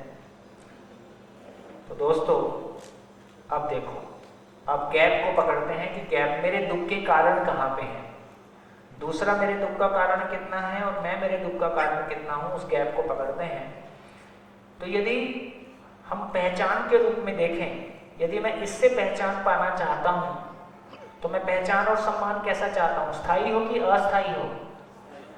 मेरी सम्मान और मेरा पहचान स्थायी हो, और मैं जिससे पाना चाहता हूँ वो स्थायी है कि परिवर्तनशील है? परिवर्तनशील है। तो मैं सारी जिंदगी क्या कोशिश कर रहा हूं? मैं सारी जिंदगी क्या कोशिश करता हूं? मैं सारी जिंदगी क्या कोशिश कर रहा हूं? मैं परिवर्तनशील चीजों से स्थायित्व पाना चाहता हूं। मैं परिवर्तनशील चीजों से स्थायित्व पाना चाहता हूं, परिवर्तनशील चीजों का स्थायित्व पाना चाहता हूं। कैसे? जैसा मैं 25 साल का दिखता था, मैं ऐसे दिखता रहूं। क्या ये हो पाएगा? शरीर बदलेगा उम्र के साथ साथ, उसका नियम है। शरीर बदलेगा, पैसा जितना है उतना बना रहे, हमेशा बढ़ता रहे। क्या ये संभव है? घटता भी है, बढ़ता भी है, उसकी नेचर है। पद जैसा है हमेशा बना रहे और बढ़ता रहे। एक दिन रिटायरमेंट होगा, एक दिन शरीर ही परिवर्तनशील है। शरीर ही परिवर्तनशील है तो शरीर से जुड़े हुए सारे पैरामीटर ही परिवर्तनशील हैं। तो क्या कोशिश कर रहे हैं हम जिंदगी भर? क्या कोशिश कर रहे हैं जिंदगी भर? परिवर्तनशील चीजों से स्थायित्व पाने का असफल प्रयास। संभव नहीं है, संभव नहीं है। और इसमें क्या लोचा है, सोच के बताओ। और इसमें क्या क्या प्रॉब्लम आती है? जब मैं रूप, बल, धन और पद से अपनी पहचान और अपने सम्मान को पाने की कोशिश करता हूं तो क्या क्या प्रॉब्लम आती है? इनसिक्योरिटी और कंपैरिजन। भाव और विचार स्थिर नहीं होते हैं, है ना। कंपैरिजन बहुत तगड़ी बीमारी है। तो ये सोच के बताओ, कौन बताएगा कि जब मैं रूप, बल, धन, पद से पहचान पाने जाता हूं तो कंपैरिजन क्यों होता है? मैं कंपेयर क्यों करता हूं? माइक लो, माइक से बोलो। मेरे पास कुछ है तो मुझसे बेटर किसी ना किसी के पास तो कुछ होगा ही, तो इसलिए हमेशा वो कंपैरिजन रहता है, लॉन्ग टर्म के लिए नहीं है। हाँ जी, और कोई? माइक। ये पर्सनल मेरा ऐसा मानना है कि मैक्सिमम लोग ये तय कर बैठे हैं कि दुनिया हमारे बारे में क्या सोचे, हम वो भी हम तय करते हैं। हाँ, पूछते भी नहीं। मैं सोचता हूँ कि आप मेरे बारे में क्या सोचे, नहीं क्या सोचे, क्या सोचे, ये भी मैं तय करता हूँ। तो आप खुद ही सोच लेते हैं कि मैं क्या सोचता हूँ, ऐसा भी? नहीं ऐसा नहीं। अरे मेरा कहना दूसरा था। नहीं, आपका दूसरा है पर ये वाला भी है ही है। मैं क्या सोच रहा हूँ ऐसा भी आप खुद मान ही लेते हैं। मैं सोचता हूँ कि आप मेरे बारे में क्या सोचे, हाँ। ये मैं डिसाइड करता हूँ। हाँ। तो नेचुरल में दुखी होगा ही होगा, वही। और मैक्सिमम लोग गलती करते हैं। हाँ जी, तो जिन चीजों में कोई एब्सोल्यूट वैल्यू नहीं है, जिन चीजों में कोई पूर्ण वैल्यू नहीं है, जो चीजें सापेक्ष हैं उसमें कंपैरिजन होगा ही। जैसे सुंदरता का पूर्ण वैल्यू क्या होगा? 100% सुंदर किसको बोलेंगे? जैसे जो लोग विश्व सुंदरी होते हैं, विश्व सुंदरा तो नहीं होते ना? होते हैं? होते हैं? अच्छा, कभी सुनने में नहीं आता। तो जो विश्व सुंदरी होती है उसकी, उनके तुलना में हो सकता है कोई उसको नहीं मानता हो और किसी और को मानता हो, ऐसा हो ही सकता है। भले ऐसा जरूरी नहीं है जिसको घोषित कर दिया गया है सारे विश्व के सारे लोग उसको मानेंगे ही, ऐसा नहीं है। इसका मतलब है कि सुंदरता का मापदंड भारत में, अफ्रीका में, अर्जेंटीना में और नेपाल में और भूटान में और साउथ इंडिया में और नॉर्थ इंडिया में एक ही जैसा रहेगा कि अलग अलग है? अलग अलग रहेगा। जिस चीज का कोई एब्सोल्यूट वैल्यू नहीं है, जब एब्सोल्यूट वैल्यू नहीं है और मुझको अपने आप को सुंदर बताना है तो क्या करना पड़ेगा? किसी के कंपैरिजन में बताना होगा। तो सुंदरता का कोई एब्सोल्यूट वैल्यू नहीं है, इसलिए हमेशा मेरे को अपने आप को सुंदर बताने के लिए किसी से सुंदर हूं ऐसा ही बताना पड़ेगा। पैसे का कोई एब्सोल्यूट वैल्यू, इतना पैसा होने से अधिकतम होगा, इससे अधिकतम नहीं हो सकता है। पैसे में कोई एब्सोल्यूट वैल्यू नहीं हो सकता है, शरीर में कोई एब्सोल्यूट वैल्यू नहीं हो सकता है, पद में भी कोई एब्सोल्यूट वैल्यू नहीं हो सकता है। तो जिन चीजों में अपने आप में कोई एब्सोल्यूट वैल्यू नहीं है, पूर्ण वैल्यू नहीं है, पूर्ण की परिभाषा है जो कम अधिक से मुक्त होता है, इसका मतलब जो अपने आप में पूर्ण नहीं है, जो खुद में ही अधूरा है, उसमें मैं अपने आप को यदि मूल्यांकन करना चाहूंगा तो मेरे को किसी के सापेक्ष में बोलना पड़ेगा, किसी के कंपैरिजन में बोलना पड़ेगा। कैसे? जैसे भारत में ट्रक जा रहा होता है तो उसके पीछे क्या लिखा होता है? बुरी नजर वाले तेरा मुंह काला। अब ये ट्रक अफ्रीका में जा रहा होगा तो इसके पीछे क्या लिखेंगे? बुरी नजर वाले तेरा मुंह गोरा, क्योंकि वहां सारी काले हैं। तो मापदंड बदल जाएगा। तो इसका मतलब ये हुआ कि काला रंग गोरा अच्छा होता है कि गोरा रंग अच्छा होता है, हर माँ को अपना बच्चा सुंदर ही लगता है। हर माँ को अपना बच्चा सुंदर ही लगता है। जिसको जिससे प्यार हो गया है उसको तो ठीक ही लगता है, बाकी लोग समझाते हैं बेकार में चक्कर में फंस गया। ठीक? तो इसके हमको एक समझ में आया कि ये कंपैरिजन का इतना गहरा प्रभाव हमारी जिंदगी में है कि हर क्षण हमारे भीतर कम ज़्यादा दूसरे को पता भी नहीं है जिससे आप कंपेयर कर रहे हो, और आप अपने भीतर हिल डुल रहे हो। आपके भीतर हमेशा हिलन डुलन बना ही रहता है, हमेशा दूसरे से कंपैरिजन करके अपने आप को छोटा मानना, बड़ा मानना, हमेशा ही अपने भीतर चलता ही रहता है। तो स्टेट ऑफ माइंड कैसा होगा? स्टेबल होगा कि लगातार हिलता डुलता ही रहेगा? और मैं चाहता कैसा हूं, है ना?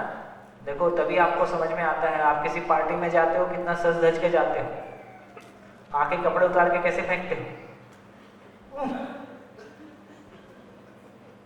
और कभी ऐसा करो ना, संडे के दिन सज धज के बैठ गए दिन भर, है ना, एकदम लहंगा वहंगा पहन के जो शादी के टाइम पे पहना था, है ना, और कोट टाई मार के बिल्कुल चलो आज दिन भर ऐसे ही बैठे रहे। ऐसा कभी नहीं करते? क्यों नहीं करते? तो कपड़ा तो पहन के अच्छा लगता है। ओकेजन का इतने मतलब है, कितने लोग को चमकाना है। तो सारी शादियां मात्र ये दिखाने का मतलब है कि देखो मेरे कपड़े तुमसे ज्यादा अच्छे थे।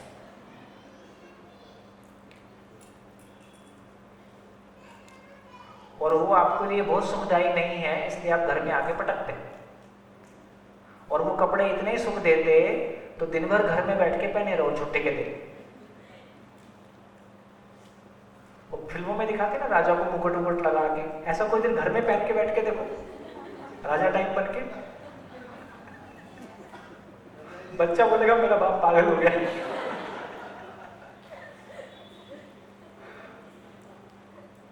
हाँ जी।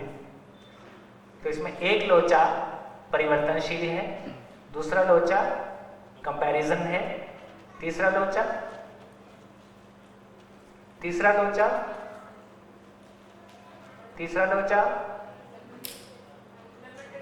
लिमिटेड है। हाँ, क्योंकि आप सोचते भी रहो कितना हो जाएगा, वो अचीवेबल भी नहीं है, लिमिटेड है। अच्छी बात है। तो मेरी शक्ल है, मेरी हाइट 5 फुट है, अब इसमें मेरा कोई दोष ही नहीं है। जैसे मेरे माँ बाप थे वैसी है। तो मेरी शक्ल, मेरी हाइट, मेरा शरीर, मैं कितना ही खाऊं इससे ऐसे ही रहता है, अब मेंटेन्ड है ना। इसमें मेरा कोई ज्यादा रोल है नहीं, है ना। वो शरीर की बनावट ऐसी होगी कि वो नहीं फूलता होगा। कोई लोग हवा खा खा के फूलते रहते हैं, तो इसका मतलब है कि शरीर की बनावट का बड़ा हिस्सा, उसकी शक्ल, उसका रंग, उसके नैन नक्श, उसकी हाइट, इसमें हमारा कोई रोल ही नहीं है। जिसमें मेरा कोई रोल नहीं है वो मेरी पहचान का आधार कैसे हो सकता है? जिसमें मेरा कोई रोल ही नहीं है तो शक्ल का कितना मतलब है? शक्ल का इतना ही मतलब है कि मेरा आईडी है। नीचे वाले की फोटो खींच लो, इसको दिखाओ किसका है ना? नीचे वाले का फोटो सबका एक जैसा है या किसी का तो अलग से कोई पहचान नहीं आएगी। तो केवल चेहरा वो जगह है जहां से हम एक दूसरे को पहचानते हैं। तो धीरे से हमको पता चलता है और धीरे से ये भी पता चलता है कि ये सब्जेक्टिव है। सब्जेक्टिव है। जो एक को बहुत अच्छा लगे दूसरे को वो उतना ही अच्छा लगेगा। पति मान लीजिए बहुत प्रभावित है कि मेरी प्रमोशन हो गई, मेरे को बड़ा पद मिल गया, पत्नी को लगता है कोई खास बात नहीं है, इसमें इतना खुश होने की जरूरत नहीं है, तुम जैसे पहले थे वैसे ही रहोगे, तुम्हारा नेचर तो बदलेगा नहीं। पति को लगता है यार मेरा इतना बड़ा ऑर्डर मिल गया है, वो कहता है जितने पहले ही मिले हमसे परेशान है, पहले घर में नहीं आ रहे थे और नहीं आओगे। तो इसका मतलब है कि जो पति के लिए उपलब्धि है वो पत्नी के लिए उपलब्धि हो ऐसा जरूरी नहीं है। तो ये सब्जेक्टिव है। तो सब्जेक्टिव है, परिवर्तनशील है, कंपैरेटिव है, लिमिटेड है और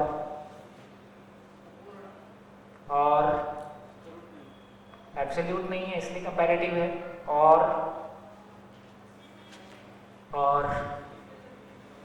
और कितना सुंदर होने से ऐसा होगा? अरे बोलते नहीं हो? कितना सुंदर होने से ऐसा हो जाएगा? कोई रिलेशन नहीं है, कोई रिलेशन नहीं है। मेरा शरीर कितना बलशाली हो जाएगी ऐसा हो जाएगा?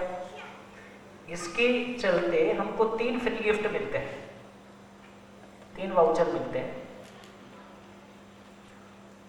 भूतकाल की पीड़ा, वर्तमान से विरोध,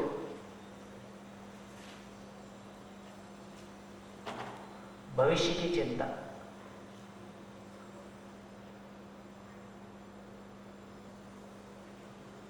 ये 3 फ्री गिफ्ट साथ में मिलते हैं। उम्र बढ़ने के साथ साथ ये भूतकाल की पीड़ा, वर्तमान से विरोध, भविष्य की चिंता, ये बढ़ता हुआ दिखाई देता है कि घटता हुआ दिखाई देता है? ठीक।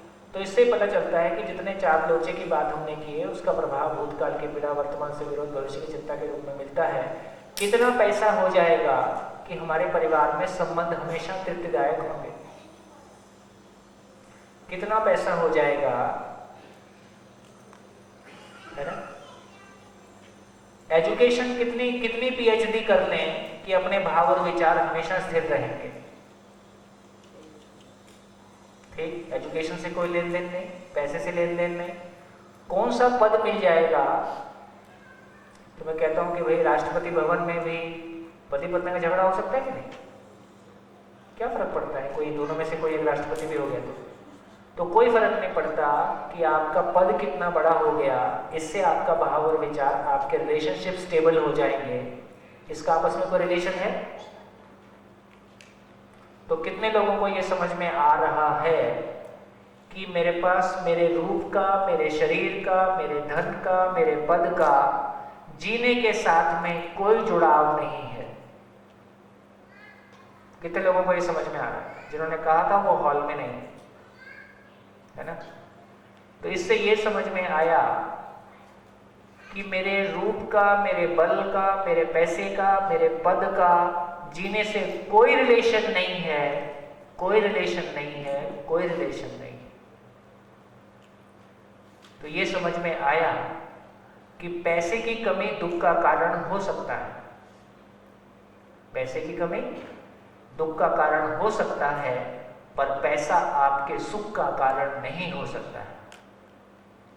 दुनिया की सारी संपत्ति एक आदमी की जिंदगी में सुख को छू नहीं सकती, है ना? ऐसा ही नियम है, ऐसा ही प्राकृतिक स्वरूप है, ऐसा ही नेचर में है। सुख मतलब मोमेंट्री वाले की बात नहीं कर रहे, है ना? हाँ, स्टेट ऑफ माइंड की बात कर रहे हैं तो बेसिकली कितना पैसा होगा कि आपके भूतकाल की पीड़ा, वर्तमान से विरोध, भविष्य की चिंता कभी नहीं रहेगी? कोई रिलेशन नहीं है, इसका आपस में कोई संबंध ही नहीं है। पहला वाला जो एक था उसको फिर से एक बार देख लो। मैं इंद्रियों से सुखी होने की कोशिश करता हूं, तो इंद्रियों से सुखी होने में क्या क्या लोचा है, क्या क्या गैप्स हैं? इंद्रियों से सुखी होने में क्या क्या गैप्स हैं? मैं कितना सुख चाहता हूं? हमेशा। इंद्रियों से कितना मिलता है? मोमेंटरी, एक लोचा। दूसरा लोचा, दूसरा लोचा, दूसरा गैप परिवर्तनशील है। दूसरा गैप ये है कि ये परिवर्तनशील है। आज कोई चीज अच्छी लग रही है, कल आपको उतनी अच्छी लगेगी ऐसा जरूरी नहीं है, और पहले कौर में जो खाने में स्वाद था वो आखिरी कौर में नहीं है। ठीक। तीसरा, तीसरा बोलिए बोलिए, जोर से बोलिए,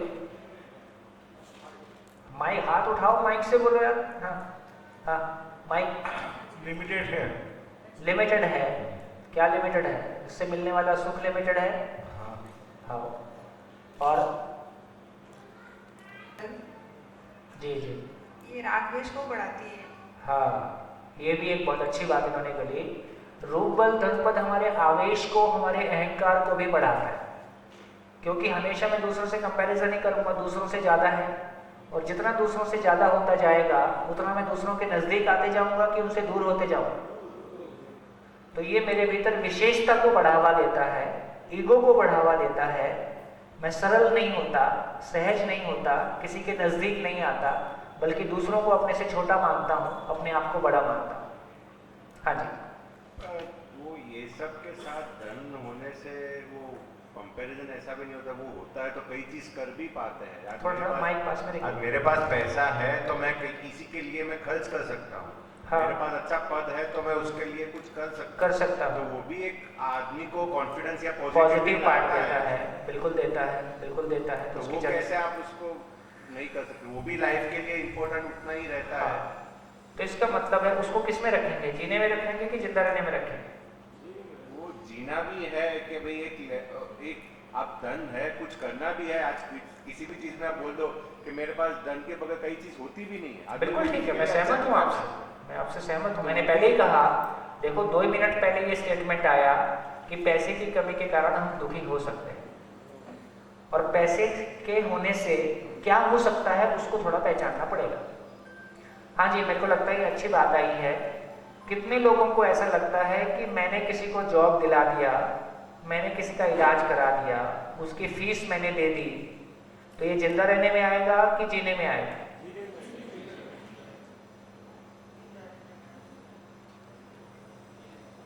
वोटिंग कर लेते। मैंने किसी का फीस दे दिया, मैंने किसी का हॉस्पिटल में फ्री में इलाज करा दिया, उसके पास पैसा नहीं था, मैंने किसी की जॉब लगवा दी, तो ये मैंने दूसरे को जिंदा रहने में सहयोग किया कि जीने में सहयोग किया?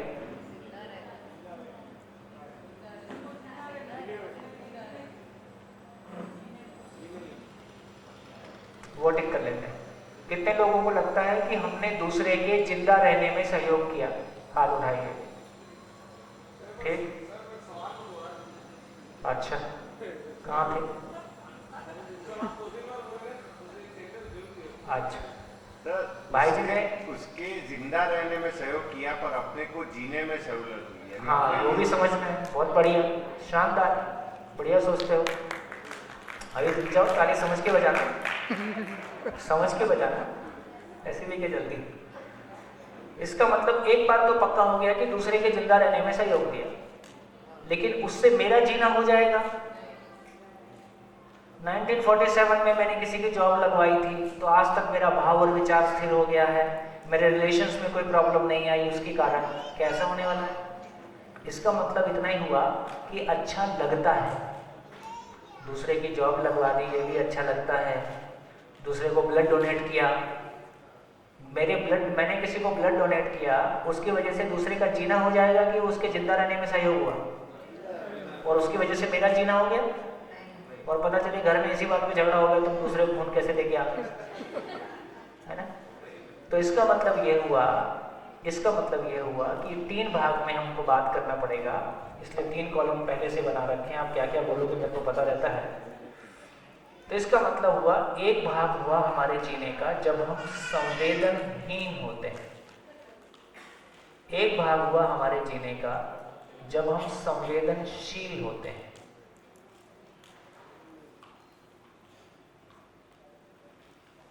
एक भाग हुआ हमारे जीने का जब हम संज्ञानशील होते हैं। तो संवेदनशीलता क्या है? संवेदनशीलता का मतलब है कि अपने तन, मन और धन का प्रसन्नतापूर्वक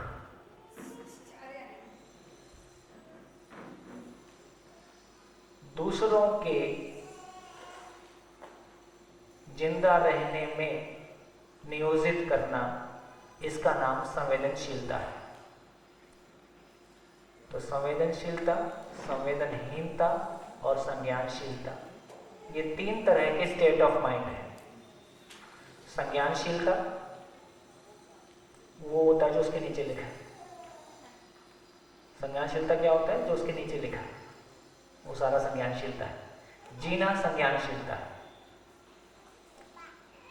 ना। जिंदा रहने में 2 पार्ट हो गए, एक पार्ट संवेदनहीनता है, एक पार्ट संवेदनशीलता है। तो संवेदनहीनता मतलब, संवेदनशीलता मतलब, संवेदनहीनता मतलब मेरा इंद्रिय सुख और मेरा रूप बल धन पद बढ़े, दूसरे का नुकसान होता हो, उसको दुखी होता हो तो होए ना। तो दूसरे का नुकसान होता हो, दूसरा दुखी होता हो तो चलेगा, मेरा इंद्रिय सुख और मेरा रूप बल धन पद कैसे बढ़ेगा, मेरे को इतना ही सोचना है। इसका नाम संवेदनहीनता है। संवेदनशीलता क्या है? मैं अपने परिवार की बाहर के लोगों के लिए अपने तन मन धन को लगाता हूँ ताकि उनके जिंदा रहने में सहयोग हो जाए। ये आवश्यक बात है, बढ़िया बात है, अच्छी बात है। इसका नाम संवेदनशीलता है। लेकिन संवेदनशीलता से मेरा जीना हो जाएगा, ऐसा नहीं है। लेकिन संवेदनशीलता जीने के निकट है। जब भी कोई व्यक्ति जीने की तरफ जाएगा तो संवेदनशील व्यक्ति ही जाएगा। संवेदनहीन व्यक्ति होगा तो उसको पहले संवेदनशील ही होना होगा, तो ही वो आगे जाएगा। इस पूरी चर्चा से क्या निष्कर्ष निकला? इस पूरी चर्चा से क्या निष्कर्ष निकला? हम कितने लोग अपने आप को ऐसा मानते हैं कि हम जी रहे हैं? कब हम संवेदनहीन होते हैं, कब हम संवेदनशील होते हैं, और संज्ञानशीलता में कितनी दूरी है? हम जिंदा हैं कि जी रहे हैं? क्या निष्कर्ष ले? हाँ जी बोलिए। संज्ञानशीलता का कोई एग्जांपल बता सकते हैं क्या? संज्ञानशीलता का एग्जाम्पल यही है, देखो उसके नीचे कितना सारा लिखा है।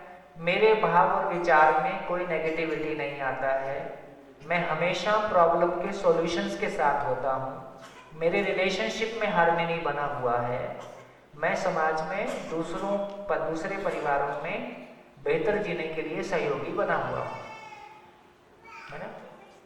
मेरे परिवार में कोई शिकायत नहीं है, अभाव की मानसिकता नहीं है, दूसरों को देख के छोटा महसूस नहीं होता है।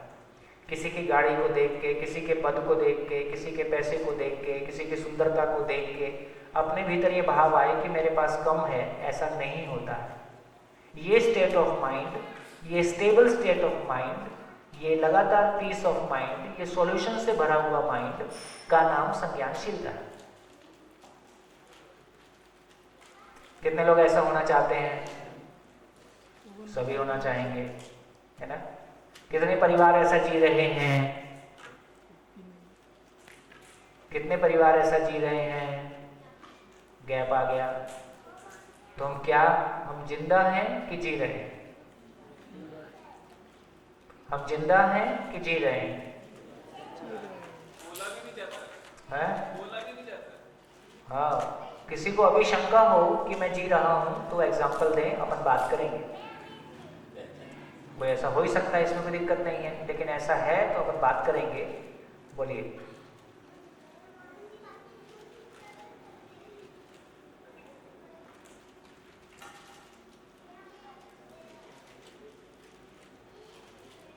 यहाँ से हमको पति पत्नी का वो पूरा कोर पकड़ में आएगा कि गैप कहाँ पे है। अब पता चला कि एक दूसरे की शिकायत करने का फायदा ही नहीं है, हम सभी एक कंफ्यूजन के साथ में जिंदगी जी रहे हैं, है ना। अब कितने प्रतिशत लोग इस संसार में जिंदा हैं, कितने प्रतिशत लोग जी रहे हैं? हाँ जी, कितने प्रतिशत लोग जिंदा हैं, कितने प्रतिशत जी रहे हैं? ठीक हो गया। अब कोई फर्क नहीं पड़ता कि भारत, अमेरिका, चाइना, कोई फर्क नहीं पड़ता, गांव शहर, कोई फर्क नहीं पड़ता, उम्र का कोई फर्क नहीं पड़ता, धर्म और जाति, मेल फीमेल का कोई फर्क नहीं पड़ रहा है। तो एक बात हमारे ध्यान में आ गई। अच्छा ये बताओ कि जिसको यहाँ जीने, एक परिवार के जीने का स्वरूप अब हमने कैसा पहचाना? एक परिवार जी रहा है, इसकी पहचान क्या होगी? उसको पहचानने का तरीका हम कैसे पहचाने कि हमारा परिवार जी रहा है कि नहीं जी रहा है? शिकायत मुक्त, अभाव मुक्त। हमारे परिवार में किसी रिलेशन में कोई शिकायत नहीं है, किसी व्यक्ति की मानसिकता में अभाव नहीं है, और ये स्थिति हमेशा बनी रहती है। कितने लोग ऐसा होना चाहेंगे? सभी। सभी, ये नेचुरल है, जो सभी होना चाहें वही नेचुरल है ना। और इसका मतलब है, लेकिन हम क्या मान के चल रहे थे? हम अननेचुरल को नेचुरल मान के चल रहे हैं, और जीने को हम क्या समझ के चल रहे थे अभी तक? जीना क्या है? अभी तक हमारी मान्यता में क्या था? हम जीना किसको मान रहे थे? हैं?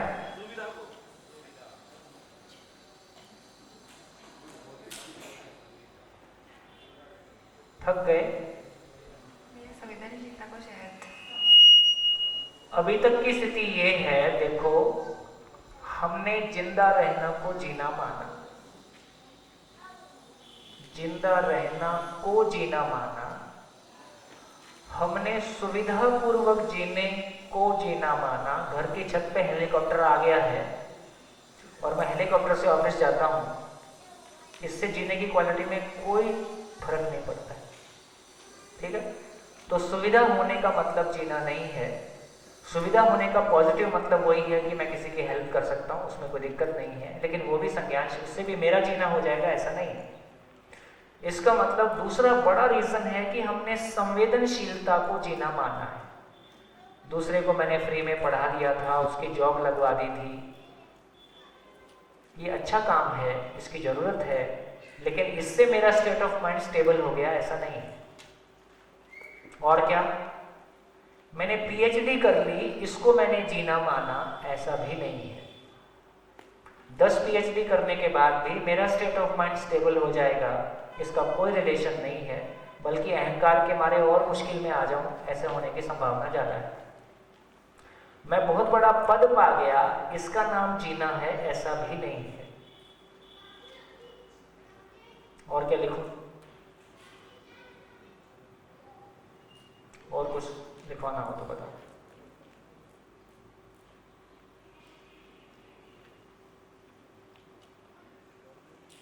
हमारी शिकायत कहाँ पे है? हमारी शिकायत क्या चीज की है? हमारी जितनी भी दुख है, जितने भी शिकायत है, वो वस्तु की कमी के कारण है कि भाव की कमी के कारण है? भाव की कमी के कारण है। हमारे 24 घंटे के प्रयास वस्तु को बढ़ाने हैं कि भाव को बढ़ाने के हैं? वस्तु को बढ़ाने के हैं। प्रॉब्लम किधर की है? इधर की। प्रयास किधर के हैं? इधर के हैं। ज़्यादा क्या हो जाए, बेटी बेटा अमेरिका में सेटल हो जाए, कनाडा में सेटल हो जाए, है ना, लड़की अमेरिका वहाँ मिल जाए, क्या फर्क पड़ता है? अमेरिका में ले लो, चांद पे ले लो। यदि स्टेट ऑफ माइंड ठीक नहीं है, जो कि नहीं है, जो कि कंप्लीट नहीं है, तो कंप्लीट नहीं है तो प्रॉब्लम आएगी। जी, ये सब जो माइक थोड़ा पास रखो। हाँ, ये जो आप बोल रहे हो, पर कई चीज़ ऐसी होती है कि जो अपने जो कई लाइफ का पोर्शन ऐसा है जो सुविधा ही ढंग से अपने नहीं कर पाते, उसके कारण वो स्टेज पे पहुंचने का टफ पड़ जाता है। देखिए, मैं तो मेरी व्यक्तिगत जिंदगी से एक तो ये बोल दिया कि सुविधा का ना होना दुख का कारण हो सकता है, ये बात अपन बोल दी। लेकिन कोई सुविधा जीने को पहुंचा देगी, जीने को छू देगी, उसकी कोई हैसियत नहीं है, उसकी कोई औकात नहीं है। ये भी समझ में आया। मेरी जानकारी में मेरा 92 में मैंने जॉब से रिज़ाइन किया है, आज 30 साल हो गया।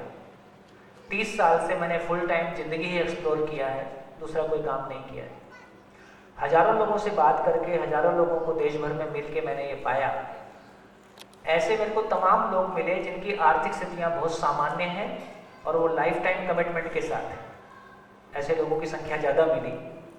ऐसे लोगों की संख्या बहुत कम मिली जिनके पास बहुत पैसा है और वो बहुत सारे लोग बहुत सारा कुछ लाइफ टाइम कमिटमेंट के साथ हैं। तो इसका मतलब है कि दोनों ही बातें हैं। तो वो जो स्टेट ऑफ माइंड है वो फाइनली डिसाइड करता है कि आदमी क्या करेगा। उसके पास कितना फिजिकल बिलोंगिंग है कि नहीं है, तो है वाला भी कर सकता है, नहीं वाला भी कर सकता है। तो किसी के पास सुविधा कम है वो पॉजिटिव नहीं सोच पाएगा या वो जीने की नहीं सोचेगा, ऐसा बिल्कुल नहीं है। तो है वाला भी सोचेगा, नहीं वाला भी सोचेगा। पॉजिटिव सोचने की बात नहीं होती, पर वो कैसा है, डे टू डे फाइटिंग जैसा हो जाता है लाइफ में, जो सुविधा के लिए भी या बेसिक नेसेसिटी, आज के दिन में जो बेसिक रिक्वायरमेंट्स है, बेसिक्स नेसेसिटी को डिफाइन कैसे करेंगे? तो किसी को लगता है कि बेसिक नेसेसिटी आज के दिन में कोई भी हो, जैसे आज बच्चों को अच्छा पढ़ाना है, अच्छा पढ़ाने का क्या डेफिनेशन होगा? अच्छा पढ़ाने का मतलब 2 लाख रुपए महीने की स्कूल भी है। हाँ, अब अच्छा की डेफिनेशन आपकी क्या होगी वो तय नहीं हो रहा है। तो सारा खेल किस बात का है कि वही माइंडसेट का ही खेल है कि आप कैसे चीज़ों को पहचानते हो। तो किसी का अच्छा होना 10 लाख रुपए महीने में भी किसी का घर में गरीबी है और किसी के घर में 10,000 रुपये महीने में भी उसको लगता है कि मेरी आवश्यकता से ज़्यादा हो गया या मेरी आवश्यकता के लिए पर्याप्त है। ऐसे मॉडल इसी जगह में, इसी बिल्डिंग में अभी मौजूद हैं, जो बहुत क्वालिफाइड फैमिलीज से हैं और जो ऐसा जी रहे हैं और बहुत खुश हैं और यहीं मौजूद हैं। पर्सनली कल मिलवा दो। इसका मतलब क्या हुआ?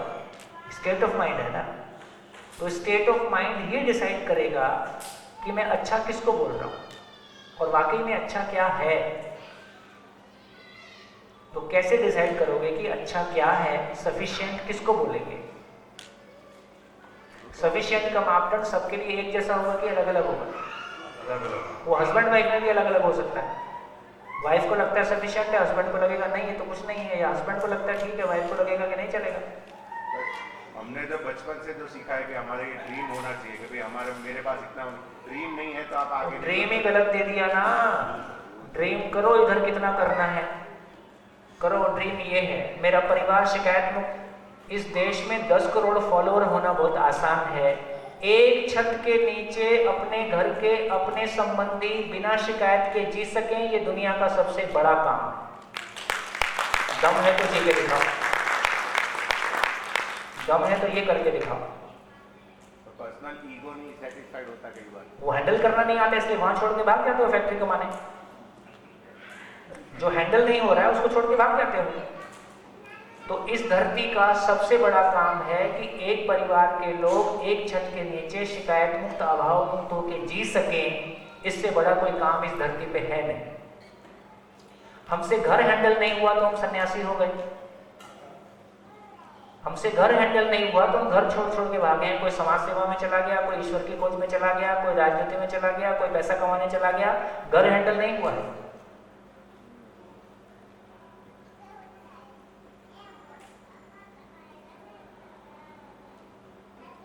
बाहर टर्नओवर बहुत बढ़ गया, उधर टर्नओवर बढ़ गया, खुशी का टर्नओवर घट गया। नहीं, पर घर हैंडल नहीं हुआ, पर घर की रिक्वायरमेंट जो थी, जैसे घर की रिक्वायरमेंट और रिक्वायरमेंट तो वो अपने घर से ही पूरा करके आई थी। तुम्हारे पास रोटी कपड़ा मकान के लिए थोड़ी आई थी, उसके घर में था रोटी कपड़ा मकान।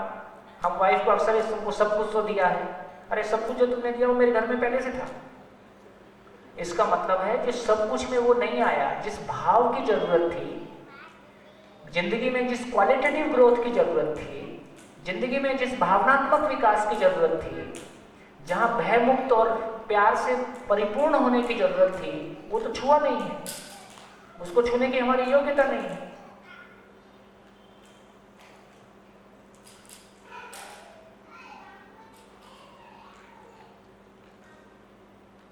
शिकायत मुक्त, तो भी शिकायत खत्म नहीं होती ना घर से, तो ही तो बात आते हैं।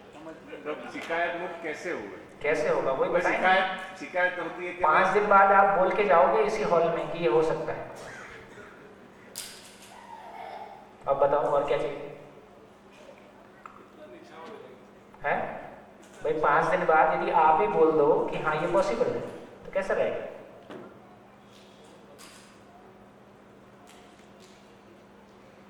तो क्या समझ में आया? हमारी सारी लड़ाई किस बात की है? इधर वाले। हमारे सारे प्रयास किधर वाले हैं? इधर वाले। नहीं ठीक होगा तो व्यक्ति से जूझने का फायदा नहीं है। अब पति खराब है, पत्नी खराब है, सास खराब है, वो नहीं है, सबका सॉफ्टवेयर गड़बड़ है। क्या मान के जी रहे? हम जिंदा रहने को जीना मान के जी रहे, जबकि जीना बिल्कुल अलग दुनिया है। जिंदा रहने का कोई सामान जीने के काम नहीं आता। जिंदा रहने का कोई सामान जीने के काम नहीं आता, छूता भी नहीं है, टच भी नहीं करता। अब क्या करो? उसके सिवा हमारी कोई दुनिया नहीं है। इसलिए सारी जिंदगी के बाद फिर वही खालीपन। कभी लगता है बच्चे हो जाएं, कभी लगता है बच्चे आ जाएं घर में तो बच्चे की किलकारी गूंजेगी, घर खुशियों से भर जाएगा। कोई दिन सोचते हैं कैसे घर से जाए 12th करके तो घर में हम जीना शुरू करें। तो उसका आना भी एक घटना है, उसका जाना भी एक घटना है। ना उसका आना सुख है, ना उसका जाना सुख है। ये घटनाएं हम सबके घरों में घटी। खूब देख लीजिए, ऐसे तमाम लोग हमारे बीच में उपलब्ध हैं जितना पैसा वो कमाने के नहीं सोचे थे उससे ज़्यादा पैसा कमाए। जैसा अपने बच्चों को सेटल होता हुआ देखना चाहते थे, बच्चे उससे अच्छा सेटल हो गए, फिर भी जिंदगी में खालीपन।